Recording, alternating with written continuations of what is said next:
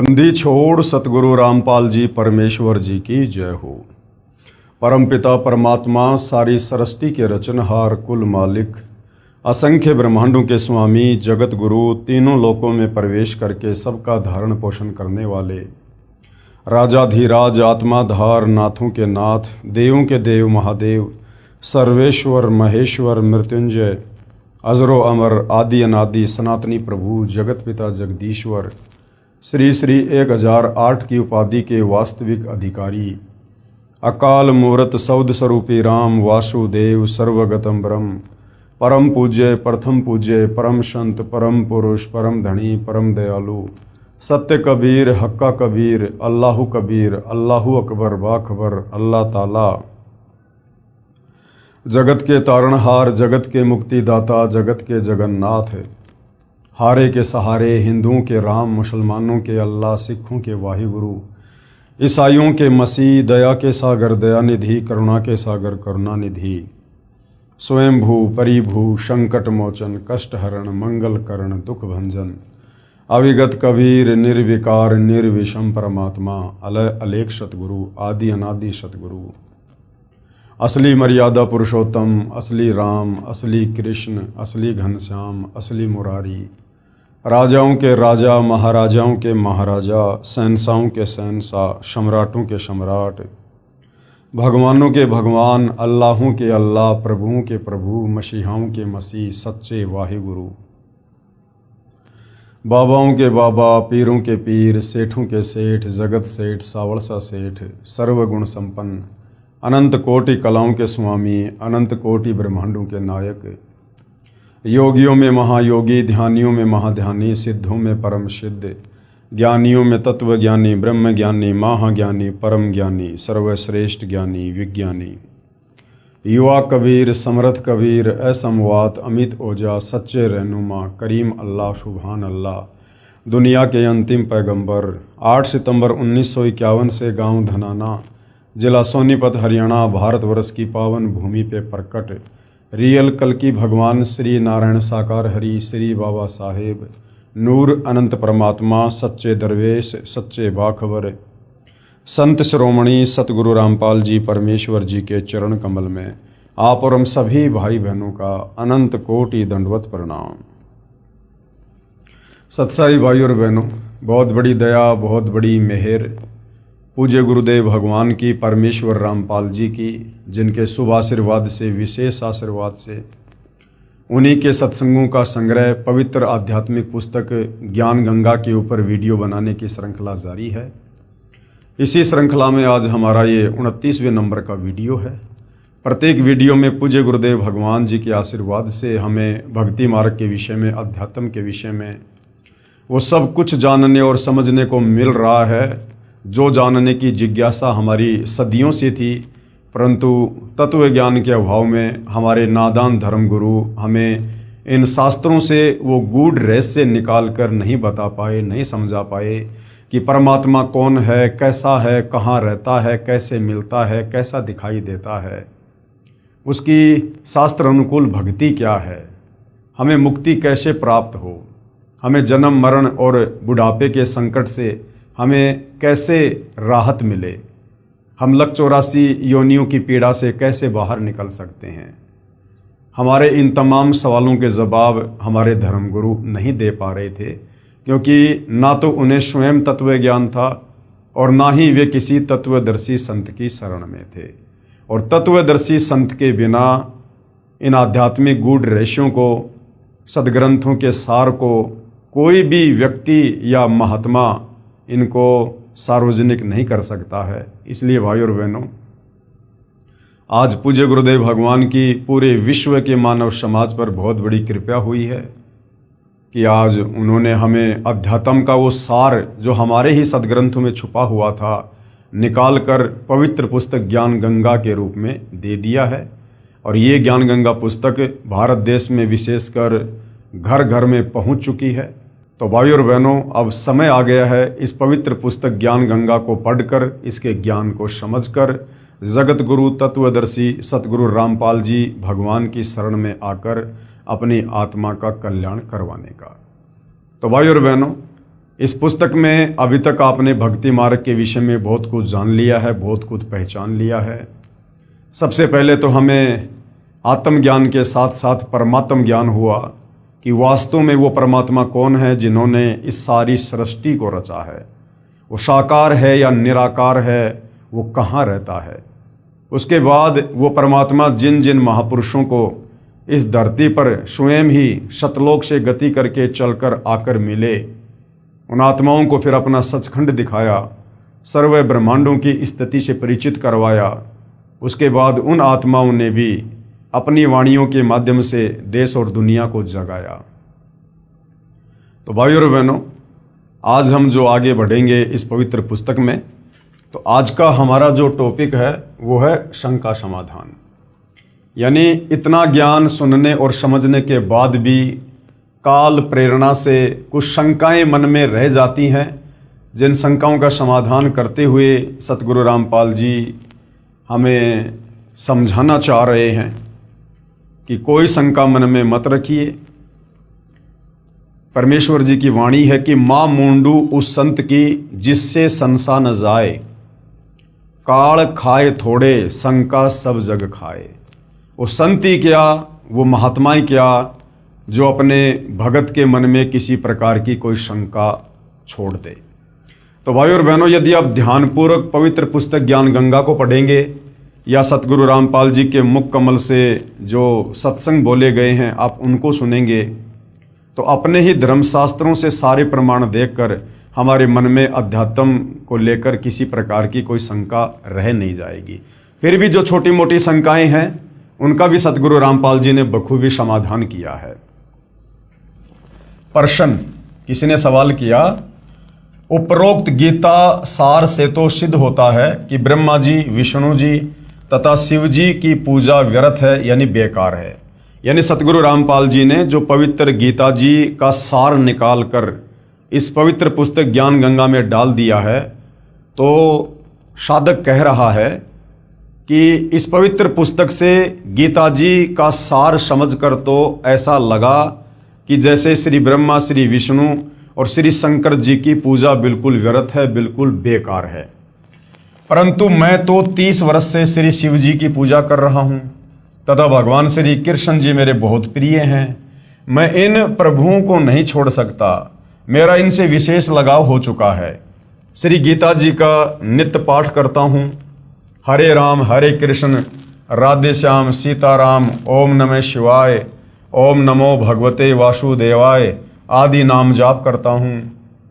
सोमवार का व्रत भी रखता हूँ, कावड़ भी लाता हूँ तथा धामों पर भी दान करने जाता हूँ, मंदिर में मूर्ति पूजा करने भी जाता हूँ, स्वर्ग प्राप्ति की इच्छा करता हूँ तथा परंपरागत पूजा के कारण एक महंत से उपदेश भी ले रखा है। तो सतगुरु रामपाल जी उस जिज्ञासु को क्या कुछ समझा रहे हैं। कृपया आप पुनः उपरोक्त गीता सार को पढ़ो। जब तक तत्व ज्ञान से पूर्ण परिचित आप नहीं होंगे तब तक ये शंका रूपी कांटा खटकता ही रहेगा। जैसे ऊपर उदाहरण है कि उल्टा लटका हुआ संसार रूपी वृक्ष है जिसकी मूल यानी जड़ तो पूर्ण परमात्मा परमेश्वर है और तीनों गुण रूपी रजगुण ब्रह्मा, सतगुण विष्णु और तमगुण शिव ये उसकी शाखाएं हैं। आपने कोई आम का पौधा लगाया है, यदि पौधे की जड़ यानी मूल की सिंचाई पूजा करोगे जिससे वृक्ष बनेगा, फिर उसकी शाखाओं को फल लगेंगे। शाखा तोड़ने को थोड़े कहा जाता है। यहाँ देखिए, सीधा बीजा हुआ भक्ति रूपी पौधा अर्थात शास्त्र विधि अनुसार साधना, जो आप जियों को पहले दिखाया गया था। तो गुरुदेव भगवान कह रहे हैं कि भाई हम ब्रह्मा विष्णु महेश की साधना छुड़वाते नहीं हैं, बल्कि और दृढ़ता से शास्त्र अनुकूल साधना आप जियों के द्वारा ब्रह्मा विष्णु महेश की करवाई जाती है। हमने भाइयों और बहनों सृष्टि रचना को समझना इसलिए बहुत ज़्यादा जरूरी है, क्योंकि सृष्टि रचना को समझे बिना हमें इस अध्यात्म को नहीं समझ सकते। तो सृष्टि रचना के माध्यम से पूज्य गुरुदेव भगवान ने हमें बताया कि ये जो संसार है, ये जो सृष्टि है, ये एक उल्टा लटका हुआ पीपल का वृक्ष समझो।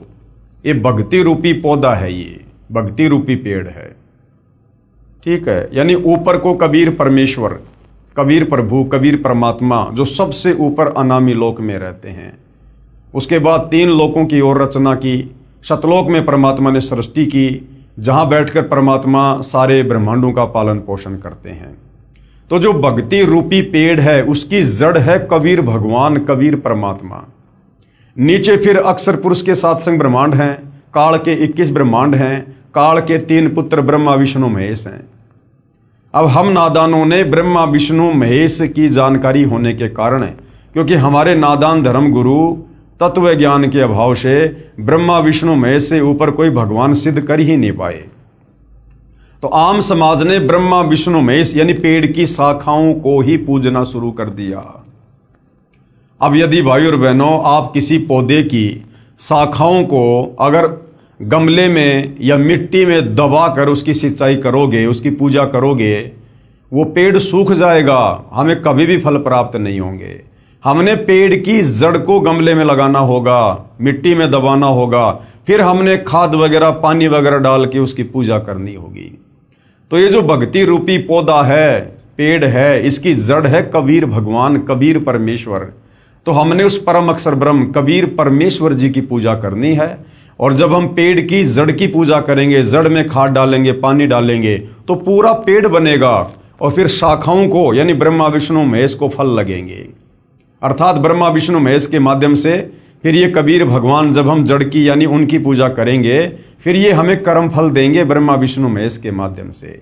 अब हम नादानों ने पेड़ की टहनियों को जमीन में दबा दिया और जड़ कर दी ऊपर, तो भला वो पेड़ सूखेगा, यानी हमारी भक्ति फिर कभी सफल नहीं होगी। इसी प्रकार पूजा तो पूर्ण परमात्मा अर्थात मूल की करनी है।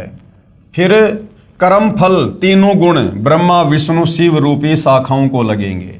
इसलिए कुछ भी नहीं छोड़ना है, केवल अपना भक्ति रूपी पौधा सीधा बीजना है। अर्थात भक्ति की विधि हमने सही करनी है, अर्थात शास्त्र विधि अनुसार साधना प्रारंभ करनी है। वर्तमान में सभी पवित्र भगत समाज शास्त्र विधि त्याग कर मनमाना आचरण कर रहा है, क्योंकि हमारे धर्म गुरु ब्रह्मा विष्णु महेश से ऊपर हमें कोई भगवान बताए ही नहीं। अर्थात भक्ति रूपी पौधा उल्टा लगा रखा है। यदि किसी ने ऐसे पौधा बीज रखा हो तो उसे मूर्ख ही कहा जाता है। यदि किसी ने टहनियों की ओर से पौधे को जमीन में दबा रखा है, गमले में डाल रखा है, तो उस व्यक्ति को मूर्ख कहा जाएगा। इसीलिए तो गीता अध्याय 7 श्लोक नंबर 12 से 15 में गीता का ज्ञान देने वाला काल ब्रह्म खुद कह रहा है कि जो प्राणी तीनों गुणों की रजगुण ब्रह्मा, सतगुण विष्णु, तमगुण शंकर की पूजा करते हैं, वो तो राक्षस स्वभाव को धारण किए हुए मनुष्यों में नीच दूषित कर्म करने वाले मूर्ख हैं। यानी पवित्र गीता जी जो हिंदुओं का सर्वश्रेष्ठ शास्त्र है, वो तीनों गुण यानी ब्रह्मा विष्णु महेश की पूजा करने के लिए मना कर रहा है। इसलिए गीता अध्याय 7 श्लोक 12 से 18 तक में तीनों गुणों रजगुण ब्रह्मा, सतगुण विष्णु, तमगुण शिव जी की पूजा तक ही सीमित बुद्धि रखने वाले जो इनके अलावा किसी को नहीं पूजते, उनको राक्षस स्वभाव को धारण किए हुए मनुष्यों में नीच दुष्कर्म करने वाले मूर्ख कहा है, तथा कहा है कि ये मुझे भी नहीं पूजते। काल कह रहा है कि ये लोग मुझे भी नहीं पूजते। फिर ये काल, ये ब्रह्म गीता का ज्ञान देने वाला, फिर अपनी साधना को भी गीता ज्ञानदाता प्रभु ब्रह्म अर्थात क्षर पुरुष ने अति घटिया यानी अनुतमाम अर्थात व्यर्थ कहा है। फिर गीता ज्ञान देने वाला काल ब्रह्म अपनी साधना को, ओम नाम की साधना को भी, जो चारों वेदों और गीता जी में है, उसको भी अध्याय 7 श्लोक नंबर 18 में अनुतमाम यानी अश्रेष्ठ घटिया बता रहा है कि मुझ काल की ओम नाम की साधना करने से भी साधक का पूर्ण मोक्ष नहीं होगा, वो परम धाम शाश्वत स्थान सतलोक नहीं जा सकता, वो यहीं पर मेरे 21 ब्रह्मांड में जन्म और मरण के चक्कर में रहेगा। इसलिए गीता अध्याय 18 श्लोक 62, 64, 66 तथा अध्याय 15 श्लोक 1 से 4 में कहा है कि उस पूर्ण परमात्मा यानी उल्टे लटके वृक्ष की मूल की पूजा कर, उस पूर्ण परमात्मा की शरण में जा, उस कबीर भगवान की शरण में, उसकी पूजा तत्वदर्शी संत के बताए मार्ग से कर। उसकी पूजा कौन बताएगा? तत्वदर्शी संत। और गीता अध्याय 4 श्लोक 34 में तत्वदर्शी संत की तरफ संकेत किया है। उसी पूर्ण परमात्मा की यानी कबीर परमेश्वर की शास्त्र विधि अनुसार साधना करने से ही साधक परम शांति तथा सतलोक को प्राप्त होता है, अर्थात पूर्ण मोक्ष को प्राप्त करता है। गीता ज्ञान दाता प्रभु यानी क्षर पुरुष ये काल कह रहा है कि मैं भी उसी की शरण में हूं, अर्थात मेरा भी इष्ट यानी पूज्य देव वही पूर्ण परमात्मा कबीर है। मैं भी उसी की पूजा करता हूं, अन्य को भी उसी की पूजा करनी चाहिए। तो गीता ज्ञानदाता तो खुद अपने से अन्य उस पूर्ण परमेश्वर परम अक्षर ब्रह्म कबीर देव की पूजा के लिए कह रहा है। आप जी गीता का नित्य पाठ भी करते हो तथा साधना गीता जी में वर्णित विधि के विरुद्ध करते हो। जिन मंत्रों का हरे राम हरे कृष्ण राधे श्याम सीताराम ओम नमो शिवाय ओम नमो भगवते वासुदेवाय आदि आदि मंत्रों का आप जाप करते हो तथा अन्य साधनाएं जैसे व्रत करना, कावड़ लाना, तीर्थों व धामों पर दान करना तथा पूजा के लिए जाना, गंगा स्नान तथा तीर्थों पर लगने वाली पर भी में स्नान पवित्र गीता जी में वर्णित ना होने के कारण शास्त्र विधि त्याग कर मनमाना आचरण है। अर्थात जो जो क्रियाएं आप जी कर रहे हो ये सारी क्रियाएं पवित्र ग्रंथ गीता करने के लिए मना कर रहा है, जिसे पवित्र गीता जी अध्याय 16 श्लोक 23-24 में व्यर्थ कहा है। तो भाई और बहनों, सतगुरु रामपाल जी परमेश्वर जी ने हर प्रकार से शास्त्रों का हवाला देकर अपनी तरफ से कुछ ना कहकर आप और हमें अध्यात्म के विषय में सब कुछ समझा चुके हैं। इसके बाद भी यदि मन में कोई शंका रह जाती है तो भाई फिर तो उस प्राणी के माड़े भाग ही कहे जाएंगे। गद्दी तथा महंत परंपरा की जानकारी। अब ये गद्दी तथा महंत परंपरा ये कैसे शुरू हुई है, जिसके चक्कर में लाखों प्राणी उलझे हुए हैं। महंत व गद्दी परंपरा की जानकारी। किसी एकांत स्थान पर या शहर व किसी गांव में कोई महान आत्मा संत या भगत रहा करता था। उसके शरीर त्यागने के बाद उसकी याद बनाए रखने के लिए उनके शरीर के अंतिम संस्कार स्थल पर एक पत्थर या ईंटों की यादगार बना दी जाती है। फिर उस पवित्र आत्मा के अनुयायी या वंशज उसकी पत्थर की मूर्ति रख लेते हैं।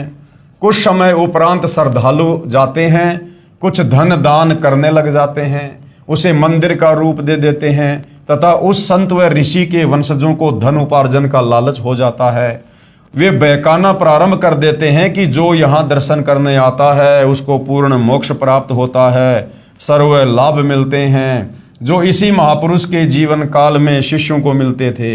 ये मूर्ति साक्षात उसी संत जी को ही जानो, जो यहाँ नहीं आएगा उसका मोक्ष संभव नहीं, आदि आदि। इस प्रकार से भाई और बहनों, ये जितने भी यादगारें हैं, ये पूजा स्थल हैं, धाम है, तीर्थ हैं, ये इस प्रकार से बने हैं। पहले वहाँ कोई साधु संत महात्मा ऋषि अपनी भक्ति किया करता था, जैसा भी उसको ज्ञान था औरों को समझाया करता था, और मरने के बाद जो भी उसने भक्ति साधना की वो लेकर अपने इष्ट धाम को चला गया। अब पीछे से उसके चेलों ने या उसके वंशजों ने उसके नाम की यादगार बना दी, धीरे धीरे एक स्ट्रक्चर खड़ा कर दिया, लोग वहाँ पर आने लगे, दान धर्म करने लगे, एक बड़े मंदिर का बड़ी यादगार का रूप दे दिया।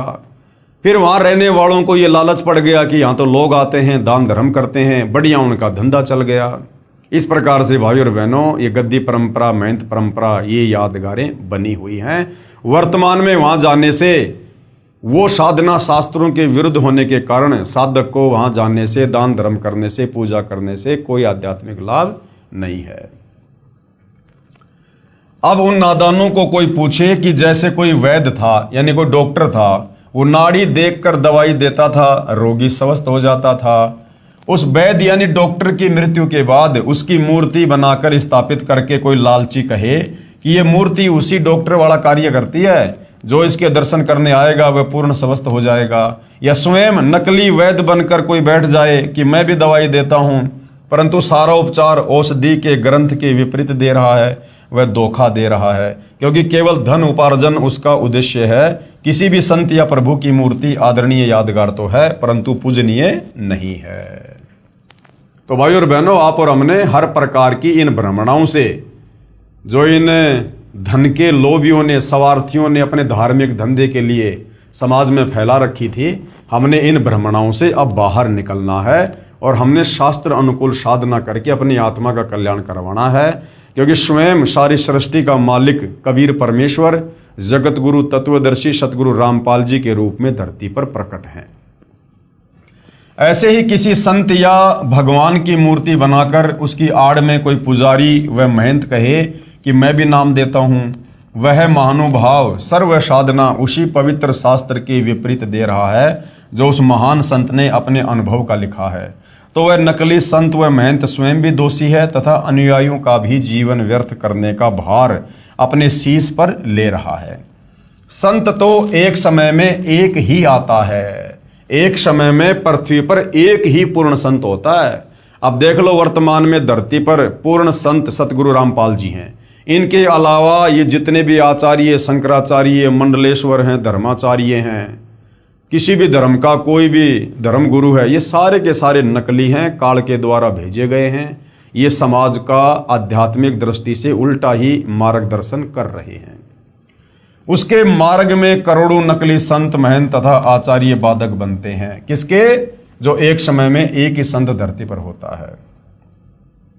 किसी संत जी के शरीर त्यागने के बाद संत या महंत परंपरा प्रारंभ होती है। पहले वाले संत के स्थान की रक्षार्थ एक प्रबंधक चुना जाता है, जिसे महंत कहा जाता है।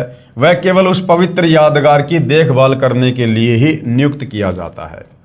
फिर लालचवश वह स्वयं ही गुरु बन बैठता है तथा भक्ति चाहने वाली प्यारी आत्माएं उस पर आधारित होकर अपना जीवन व्यर्थ कर जाती हैं। महंत परंपरा का नियम बना रखा है कि पूर्व महंत का प्रथम पुत्र महंत पद का अधिकारी होगा, चाहे वह शराबी हो, चाहे वह अज्ञानी हो। ये भक्ति मार्ग है। इसमें केवल पूर्ण संत ही जीव उद्धार कर सकता है। दास ने 2-3 महंत परंपरा की पुस्तक पढ़ी, उनमें जो देखा वो इस प्रकार है। अब क्या समझा रहे हैं गुरुदेव भगवान? एक 2 वर्ष का बच्चा गद्दी पर बैठा दिया, फिर वह बड़ा होकर नामदान करने लग गया। अब बताओ, 2 साल का बच्चा लोगों का क्या मार्गदर्शन करेगा? उसको क्या आध्यात्मिक ज्ञान है? लेकिन एक परंपरा के तहत उसको महंत बना के बैठा दिया। दूसरी पुस्तक में पढ़ा कि एक 5 वर्ष के बच्चे का पिताजी जो महंत जी था, अचानक मृत्यु को प्राप्त हो गया। बाद में संगत ने तथा उसकी माता जी ने उस 5 वर्षीय बच्चे को महंत पद पर नियुक्त कर दिया। कुछ वर्ष पर्यंत वह गुरुजी बन गया। अब बताओ, 5 साल का बच्चा जिसको अपने कपड़े भी पहनने नहीं आते ढंग से, उस बच्चे को महंत बनाकर बैठा दिया। दुनिया उसकी पूजा करने लगी। एक महंत परंपरा के इतिहास को पढ़ा कि महंत को कोई संतान नहीं हुई, उसकी मृत्यु हो गई। भाई की मृत्यु पहले हो चुकी थी, कोई संतान नहीं थी। गद्दी की रखवाली के लिए एक सेवक को उस कुल में संतान होने तक अस्थायी महंत नियुक्त कर दिया। कुछ समय उपरांत महंत कुल में किसी के लड़का हुआ और जो अस्थायी महंत जो गद्दी पे बैठा था वो गद्दी लेकर भाग गया। किसी अन्य शहर में स्वयं ही गद्दी स्थापना करके महंत बन बैठा, वहां नई दुकान खोल ली तथा पूर्व स्थान पर एक 2.5 वर्ष का बच्चा महंत बना दिया गया। एक महंत परंपरा का इतिहास देखा कि बड़ा बेटा घर त्याग गया, उससे छोटे को महंत पद पर नियुक्त कर दिया। कुछ समय पर्यंत वहां मंदिर बन गया तथा अधिक चढ़ावा भेंट पूजा का धन आने लगा। उस बड़े वाले की संतान ने कहा कि इस मंदिर पर हमारा अधिकार है। इस कारण झगड़ा शुरू हुआ। गद्दी पर विराजमान महंत जी की हत्या कर दी गई। फिर उसका बड़ा बेटा महंत अर्थात गद्दी का अधिकारी नियुक्त कर दिया, उसकी भी हत्या कर दी गई। फिर उसका दूसरा भाई गद्दी पर बैठाया गया। दूसरे जो अपने को अधिकारी बताते थे, उन्होंने नया स्थान बनाकर नई दुकान खोल ली। एक दूसरे पर मुकदमे करके सुखमय जीवन को लालच में नरक बना लिया। वह धाम कहाँ रहा? अरे धाम पर जाने से तो शांति होनी चाहिए, धाम पर तो ज्ञान बंटना चाहिए, धाम पर तो शास्त्र अनुकूल साधना होनी चाहिए। तो ऐसी जगहों को धाम नहीं कहा जा सकता। वह तो कुरुक्षेत्र वाला महाभारत के युद्ध का मैदान हो गया। कुछ महंतों ने संत बनाने की एजेंसी ले रखी है, लाल कपड़े धारण करवाते हैं, पूर्व नाम को बदलकर अन्य नाम रख देते हैं। फिर वह बनावटी महंत का बनावटी शिष्य नकली संत बनकर भोली आत्माओं के जीवन के साथ खिलवाड़ करता रहता है तथा अनमोल मनुष्य जीवन को स्वयं भी व्यर्थ कर रहा है तथा भोली आत्माओं के जीवन को भी नाश कर रहा है तथा महापाप का भागी बन रहा है। अब गुरुदेव भगवान क्या कह रहे हैं? जिस समय राजा परीक्षित जी को सर्प ने डसना था उस समय पूर्ण गुरु की आवश्यकता पड़ी। ये द्वापर युग की बात है। अब ये जगह जगह गद्दी लेकर महंत बनकर जो कथाएं करते फिरते हैं 4 रुपए के लालच में, अब गुरुदेव भगवान क्या समझा रहे हैं? द्वापर युग की ये कथा है।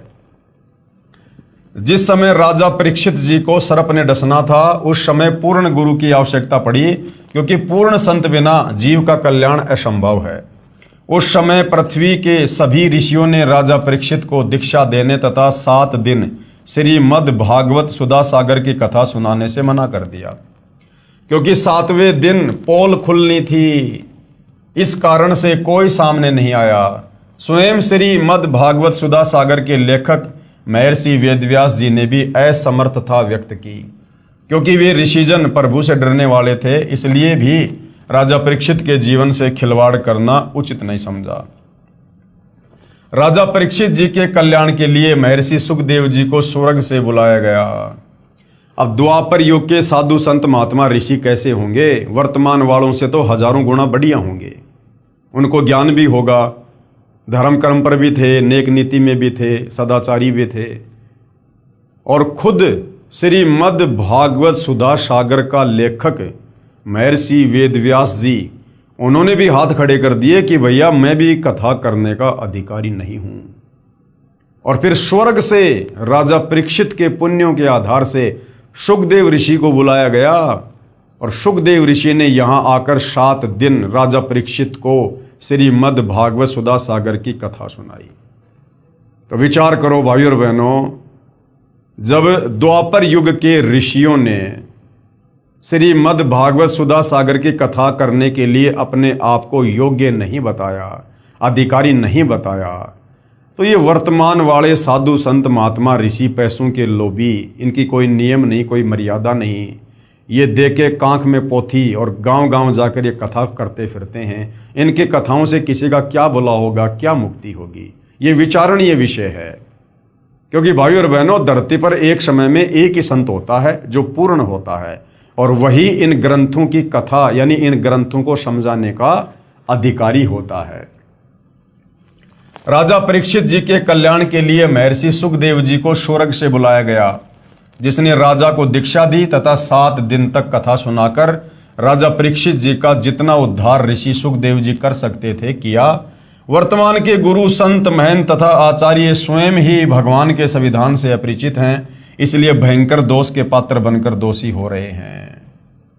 कहते औरों पंथ बताओ ही और स्वयं न जाने राह। दूसरों को तो रास्ता दिखा रहे हैं और खुद अंधकार में बैठे हैं। अनअधिकारी कथा पाठ करे वे दीक्षा देवे बहुत करत गुना। ये तो बहुत बड़ा पाप कर रहे हैं परमात्मा के विधान को तोड़कर। वर्तमान में कथा व ग्रंथों का पाठ करने वालों व नामदान करने वालों की बाढ़ सी आई हुई है, क्योंकि सभी पवित्र धर्मों की पवित्र आत्माएं तत्व ज्ञान से अपरिचित हैं, जिस कारण नकली गुरुओं व संतों तथा महंतों का दाव लगा हुआ है।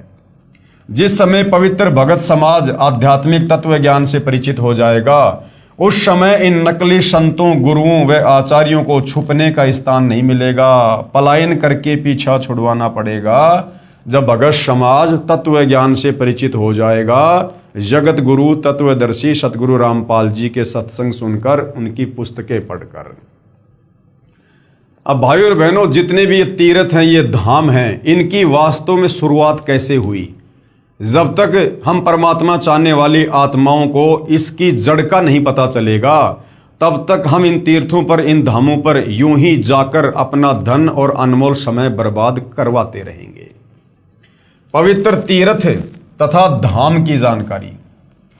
किसी साधक ऋषि जी ने किसी स्थान या जलाशय पर बैठकर साधना की या अपनी आध्यात्मिक शक्ति का कोई प्रदर्शन किया। वह अपनी भक्ति कमाई करके साथ ले गया, यानी मरने के बाद, तथा अपने इष्ट लोक को प्राप्त हुआ। उस साधना स्थल का बाद में तीर्थ या धाम नाम पड़ गया।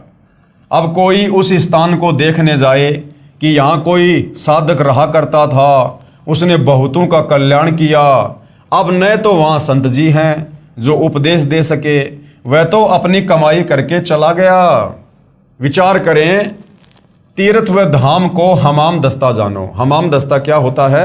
जैसे कोई भी जड़ी बूटी या सामग्री कूटने के लिए एक लोहे का एक उखड़ और मुसड़ बोलते हैं उसको हमाम दस्ता कहते हैं।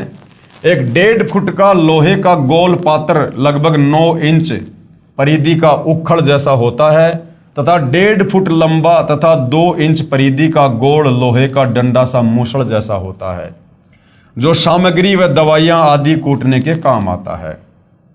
उसे हमाम दस्ता कहते हैं। एक व्यक्ति अपने पड़ोसी का हमाम दस्ता मांग कर लाया। उसने हवन की सामग्री कूटी तथा मांझ धोकर लौटा दिया।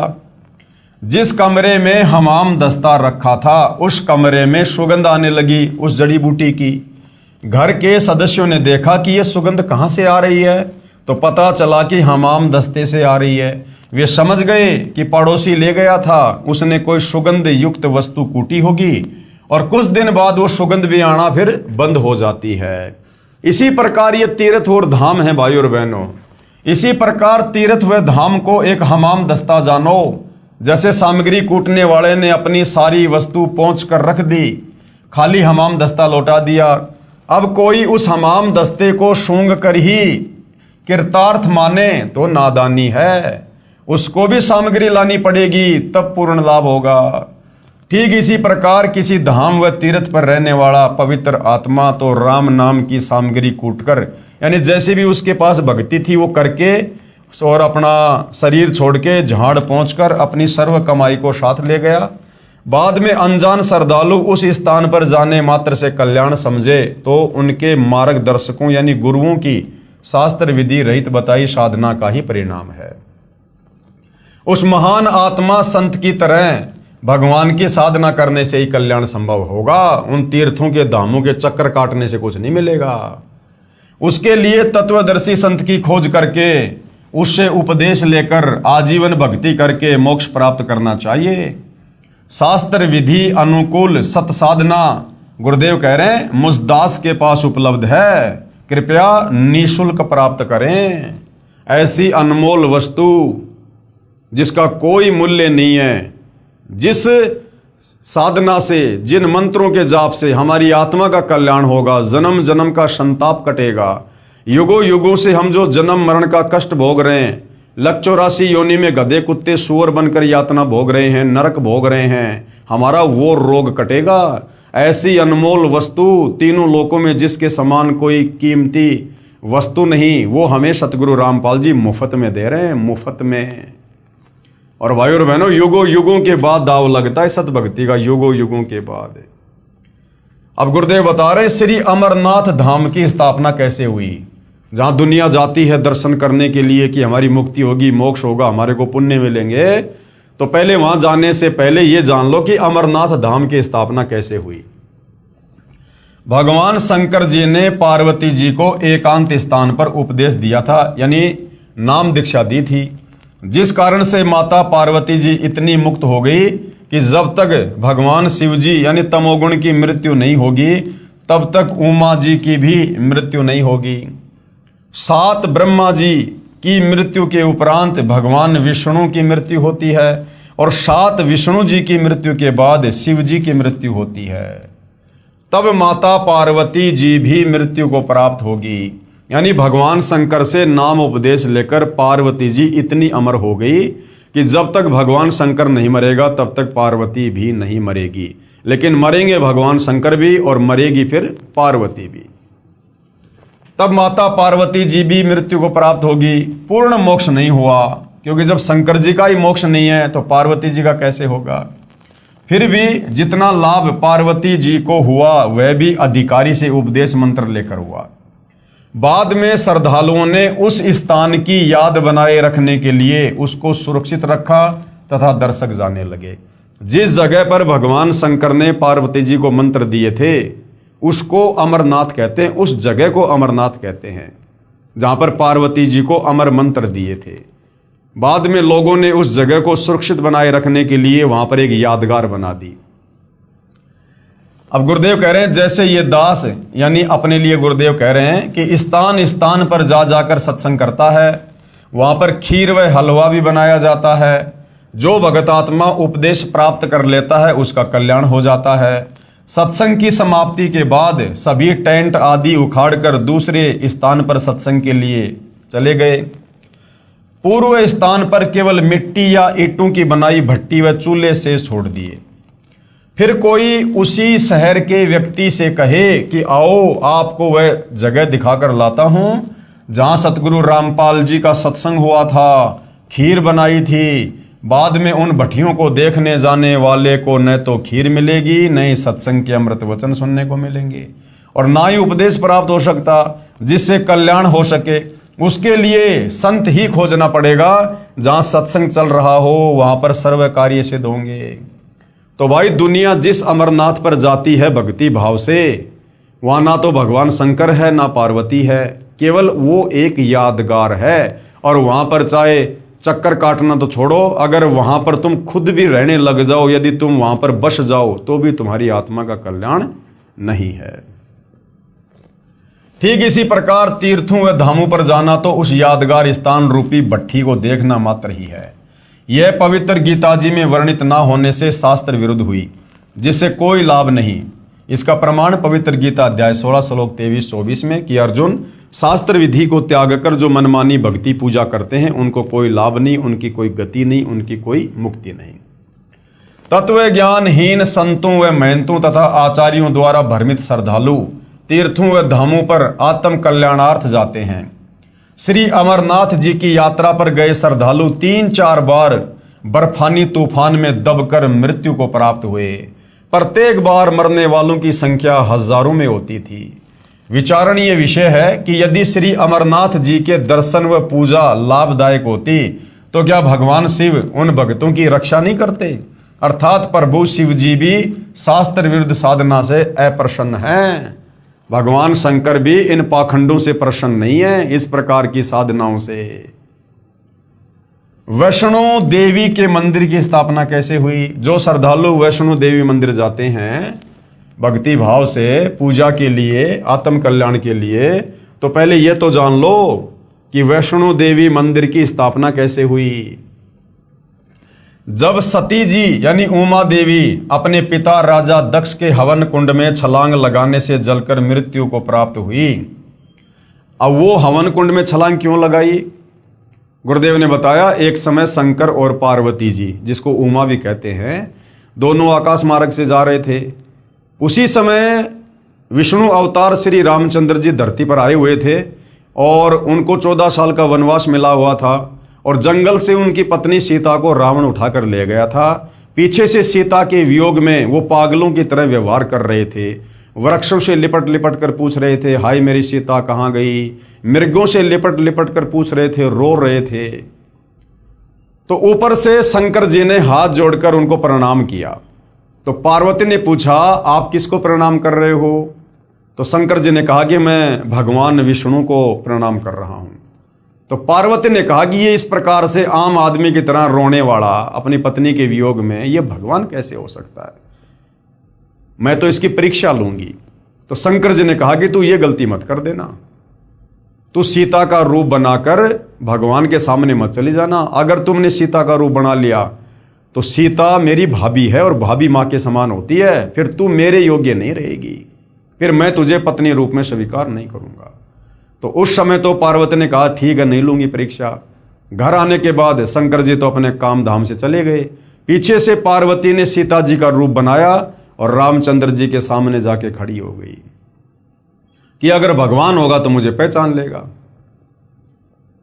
अब जैसे पार्वती सीता जी का रूप बना के खड़ी हुई, उधर से इस काल में इसने श्री रामचंद्र जी को सद्बुद्धि दे दी, ज्ञान योग खोल दिया, दृष्टि दे दी, और रामचंद्र जी ने पहचान लिया कि ये तो मेरी पत्नी सीता नहीं, ये तो जो है ये तो पार्वती है।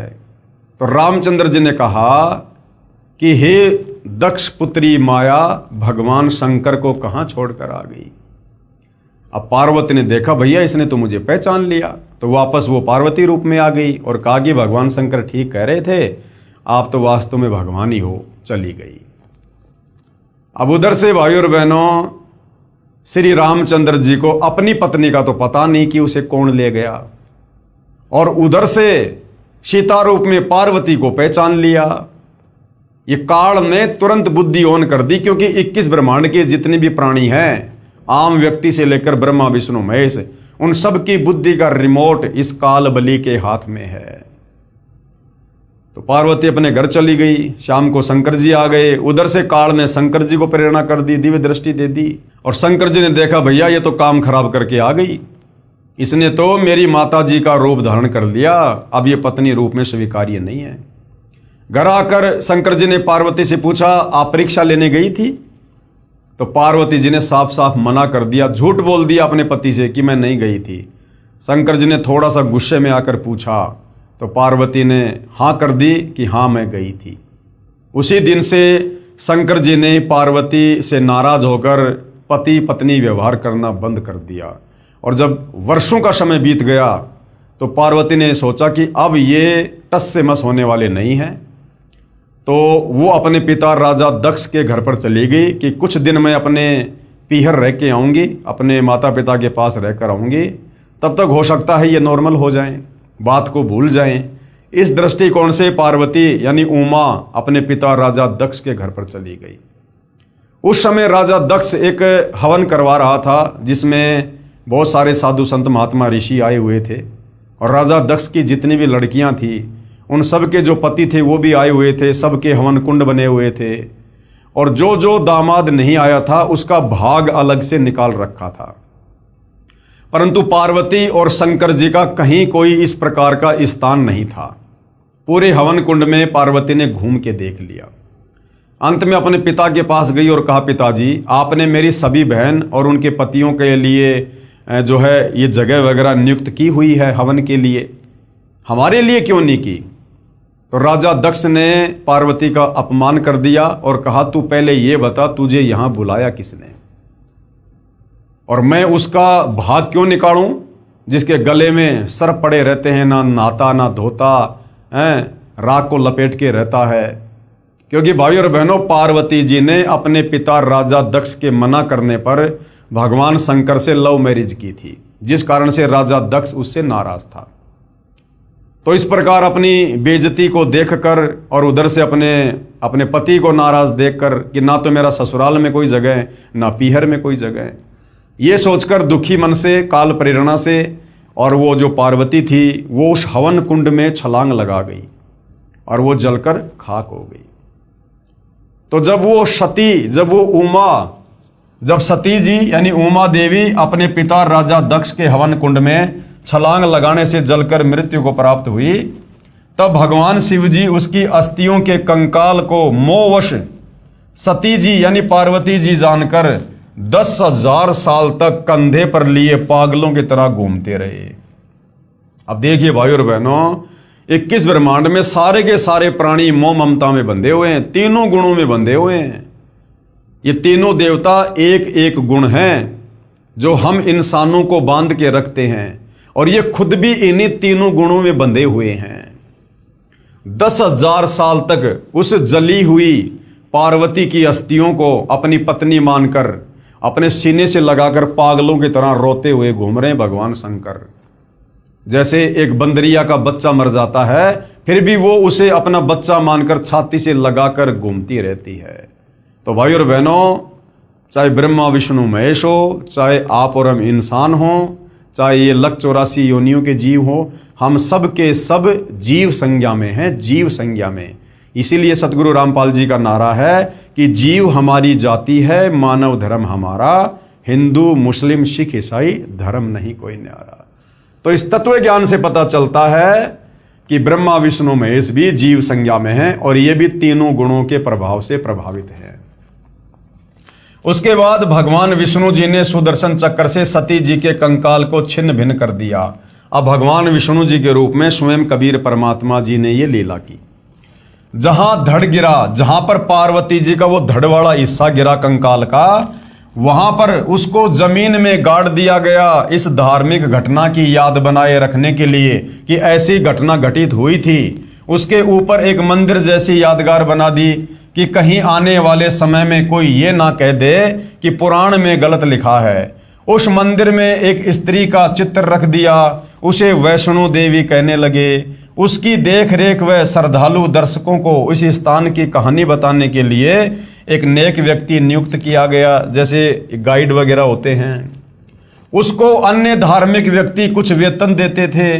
बाद में उसके वंशजों ने उस पर भेंट दान लेना प्रारंभ कर दिया तथा कहने लगे कि एक व्यक्ति का व्यापार ठप हो गया था। माता के 100 रुपये संकल्प किए, एक नारियल चढ़ाया, वह बहुत धनवान हो गया। एक निसंतान दंपत्ति था, उसने माता जी के 200 रुपये, एक साड़ी, एक सोने का गले का हार चढ़ाने का संकल्प किया, उसको पुत्र प्राप्त हो गया। और इस प्रकार से भाइयों और बहनों, तत्व ज्ञान के अभाव में आम आदमी देखम देखा भेड़ चाल में इन धामों पर जाने लगा और इन धामों की पूजा शुरू हो गई। इस प्रकार भोली आत्माएं इन दंत कथाओं पर आधारित होकर अपनी पवित्र गीता जी तथा पवित्र वेदों को भूल गए कि हमारी गीता और वेदों में भगवान प्राप्ति के लिए, मुक्ति के लिए क्या भक्ति साधना लिखी है, उसको तो भूल गए और भेड़ चाल में इन तीर्थों पर, धामों पर जाना शुरू कर दिया, जिसमें वह सर्व साधनाएं शास्त्र विधि रहित लिखी हैं, जिसके कारण न कोई सुख होता है, न कोई कार्य सिद्ध होता है और न ही परम गति अर्थात मुक्ति होती है। कहाँ? इन धामों पर जाने से, तीर्थों पर जाने से, क्योंकि गीता और चारों वेद इन साधनाओं को करने के लिए मना कर रहे हैं। इसका प्रमाण पवित्र गीता अध्याय 16 मंत्र 23-24 में है। इसी प्रकार जहां देवी की आंखें गिरी वहां नैना देवी का मंदिर, जहां जिव्या गिरी वहां पर श्री जवाले जी के मंदिर तथा जहां धड़ गिरा वहां वैष्णो देवी के मंदिर की स्थापना हो गई। तो भाइयों और बहनों, इस प्रकार से इन धामों की शुरुआत हुई है जिनको आज दुनिया पूजने के लिए जाती है, जबकि ये तमाम साधनाएं हमारे धर्मशास्त्रों के विरुद्ध होने के कारण, पवित्र गीता और पवित्र चारों वेदों के विपरीत होने के कारण इसको मनमाने आचरण की संज्ञा दी गई है। अध्याय 16 श्लोक 23-24 कि अर्जुन, जो व्यक्ति शास्त्र विधि को त्याग कर मनमाना आचरण करते हैं, मनमानी पूजा पाठ करते हैं, मनमाने मंत्रों का जाप करते हैं जो गीता और वेदों में नहीं है, उनकी ना तो मुक्ति होगी मरने के बाद में, अर्थात वो कभी भूत बनेंगे, कभी पिशाच बनेंगे, कभी वो पितर बनेंगे, नरक में जाएंगे, लक 84 में जाएंगे। ना उनका कोई कार्य सिद्ध हो सकता और ना उनकी गति हो सकती। इसलिए गीता अध्याय 16 श्लोक 24 में फिर कहा कि अर्जुन, कौन से भक्ति कर्म करने चाहिए, कौन से भक्ति कर्म नहीं करने चाहिए, इसके लिए शास्त्र ही प्रमाण है। अन्य किसी की दंत कथा पर, लोक वेद पर, सुनी सुनाई बातों पर यकीन करके भक्ति मार्ग को मत अपना लेना। तो भाइयों और बहनों, हर प्रकार से सतगुरु रामपाल जी परमात्मा चाहने वाली आत्माओं का समाधान कर रहे हैं। यानी यदि हमने इस अनमोल मनुष्य जन्म से परमात्मा की प्राप्ति करनी है, ये अनमोल मनुष्य जन्म हमें केवल परमात्मा प्राप्ति के लिए ही मिलता है, क्योंकि लक 84 योनियां भोगने के बाद एक मनुष्य जन्म हमें परमात्मा देता है। इसलिए कहते हैं कि मानव जन्म दुर्लभ है, ये मिले न बारंबार। और जैसे पेड़ से पत्ता टूट जाए फिर वापस नहीं लगता डार। तो क्या करना चाहिए इस मनुष्य जन्म से? मानव जन्म पाए कर जो नहीं रटे हरि नाम। हरि नाम का मतलब है परमात्मा की सत भक्ति, शास्त्र अनुकूल साधना, तत्वदर्शी संत से उपदेश लेकर, कि मानव जन्म पाए के, मानव जन्म में स्त्री और पुरुष दोनों आ जाते हैं। मनुष्य जन्म पाए कर जो नहीं रटे हरि नाम। भाई जैसे कुआं जल बिना फिर बनवाया क्या काम। अगर इस मनुष्य जन्म को प्राप्त करके तत्वदर्शी संत की शरण में आकर शास्त्र अनुकूल भक्ति नहीं की तो ऐसा है जैसे आपने कुआं बनाया और कुएं में जल है नहीं, लेकिन कुएं के ऊपर आप जी बढ़िया बढ़िया चित्रकारी कर रहे हो, तो क्या फायदा उस कुएं के ऊपर वो चित्रकारी करने का जब उसमें जल ही नहीं है, वो इच्छित वस्तु ही नहीं है। तो भाइयों और बहनों, बड़ी मुश्किल से परमेश्वर ने हमें ये मनुष्य जन्म बख्शा है। इस मनुष्य जन्म में हम हर प्रकार से अन्य योनियों से श्रेष्ठ बुद्धि रखते हैं। लक 84 योनियों में गधे, कुत्ते, सुअर, बैल, मक्खी, मच्छर, हाथी, भेड़िया, सिंह, इनको वो बुद्धि नहीं है। इनको आत्मचिंतन की, मंथन की, एक दूसरे से सलाह मशवरा करने की वो सद्बुद्धि प्राप्त नहीं है जो हम मनुष्यों को है। हमें परमेश्वर ने इनसे विशेष बुद्धि दी है, विशेष हमारे को शरीर दिया है। हम काम धंधा करके, मेहनत मजदूरी करके हम खा सकते हैं, कमा सकते हैं। हम सभ्य समाज में सभ्य तरीके से रह सकते हैं।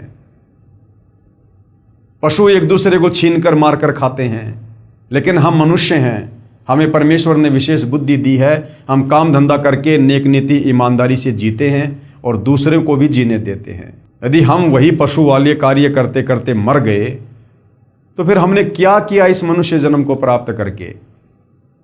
अरे बिना सतभक्ति के, बिना तत्वदर्शी संत की शरण के जो कार्य हम मनुष्य कर रहे हैं वो सारे के सारे कार्य पशु और पक्षी भी कर रहे हैं। जन्म लेकर जैसे वो भी बच्चे पैदा करते हैं, आप और हम शादियां करके बच्चे पैदा कर लेते हैं। वो पशु पक्षी बिना किसी गोत्र के, बिना किसी धर्म के, बिना किसी जाति के आपस में शादियां कर लेते हैं। हम अपने ये कर्म फोड़ने के लिए गोत्र में, धर्म में, जातियों में उलझ गए काल प्रेरणा से। वो पशु पक्षी खुले में सहवास करते हैं, संभोग करते हैं, क्योंकि उनको वो विशेष बुद्धि नहीं है, उनको कोई शर्मा शर्मी नहीं है। हमें परमेश्वर ने बुद्धि दी, इसलिए हम चार दीवारी के अंदर संभोग कर लेते हैं, शारीरिक संबंध बना लेते हैं। वो पशु पक्षी निवस्त्र होकर घूम लेते हैं। हम 100, 200, 250, 500 रुपए के कपड़े पहनकर अपने शरीर को ढक लेते हैं। वो पशु पक्षी वो कच्चा भोजन खा लेते हैं, हम थोड़ा चूल्हे पर पका के खा लेते हैं।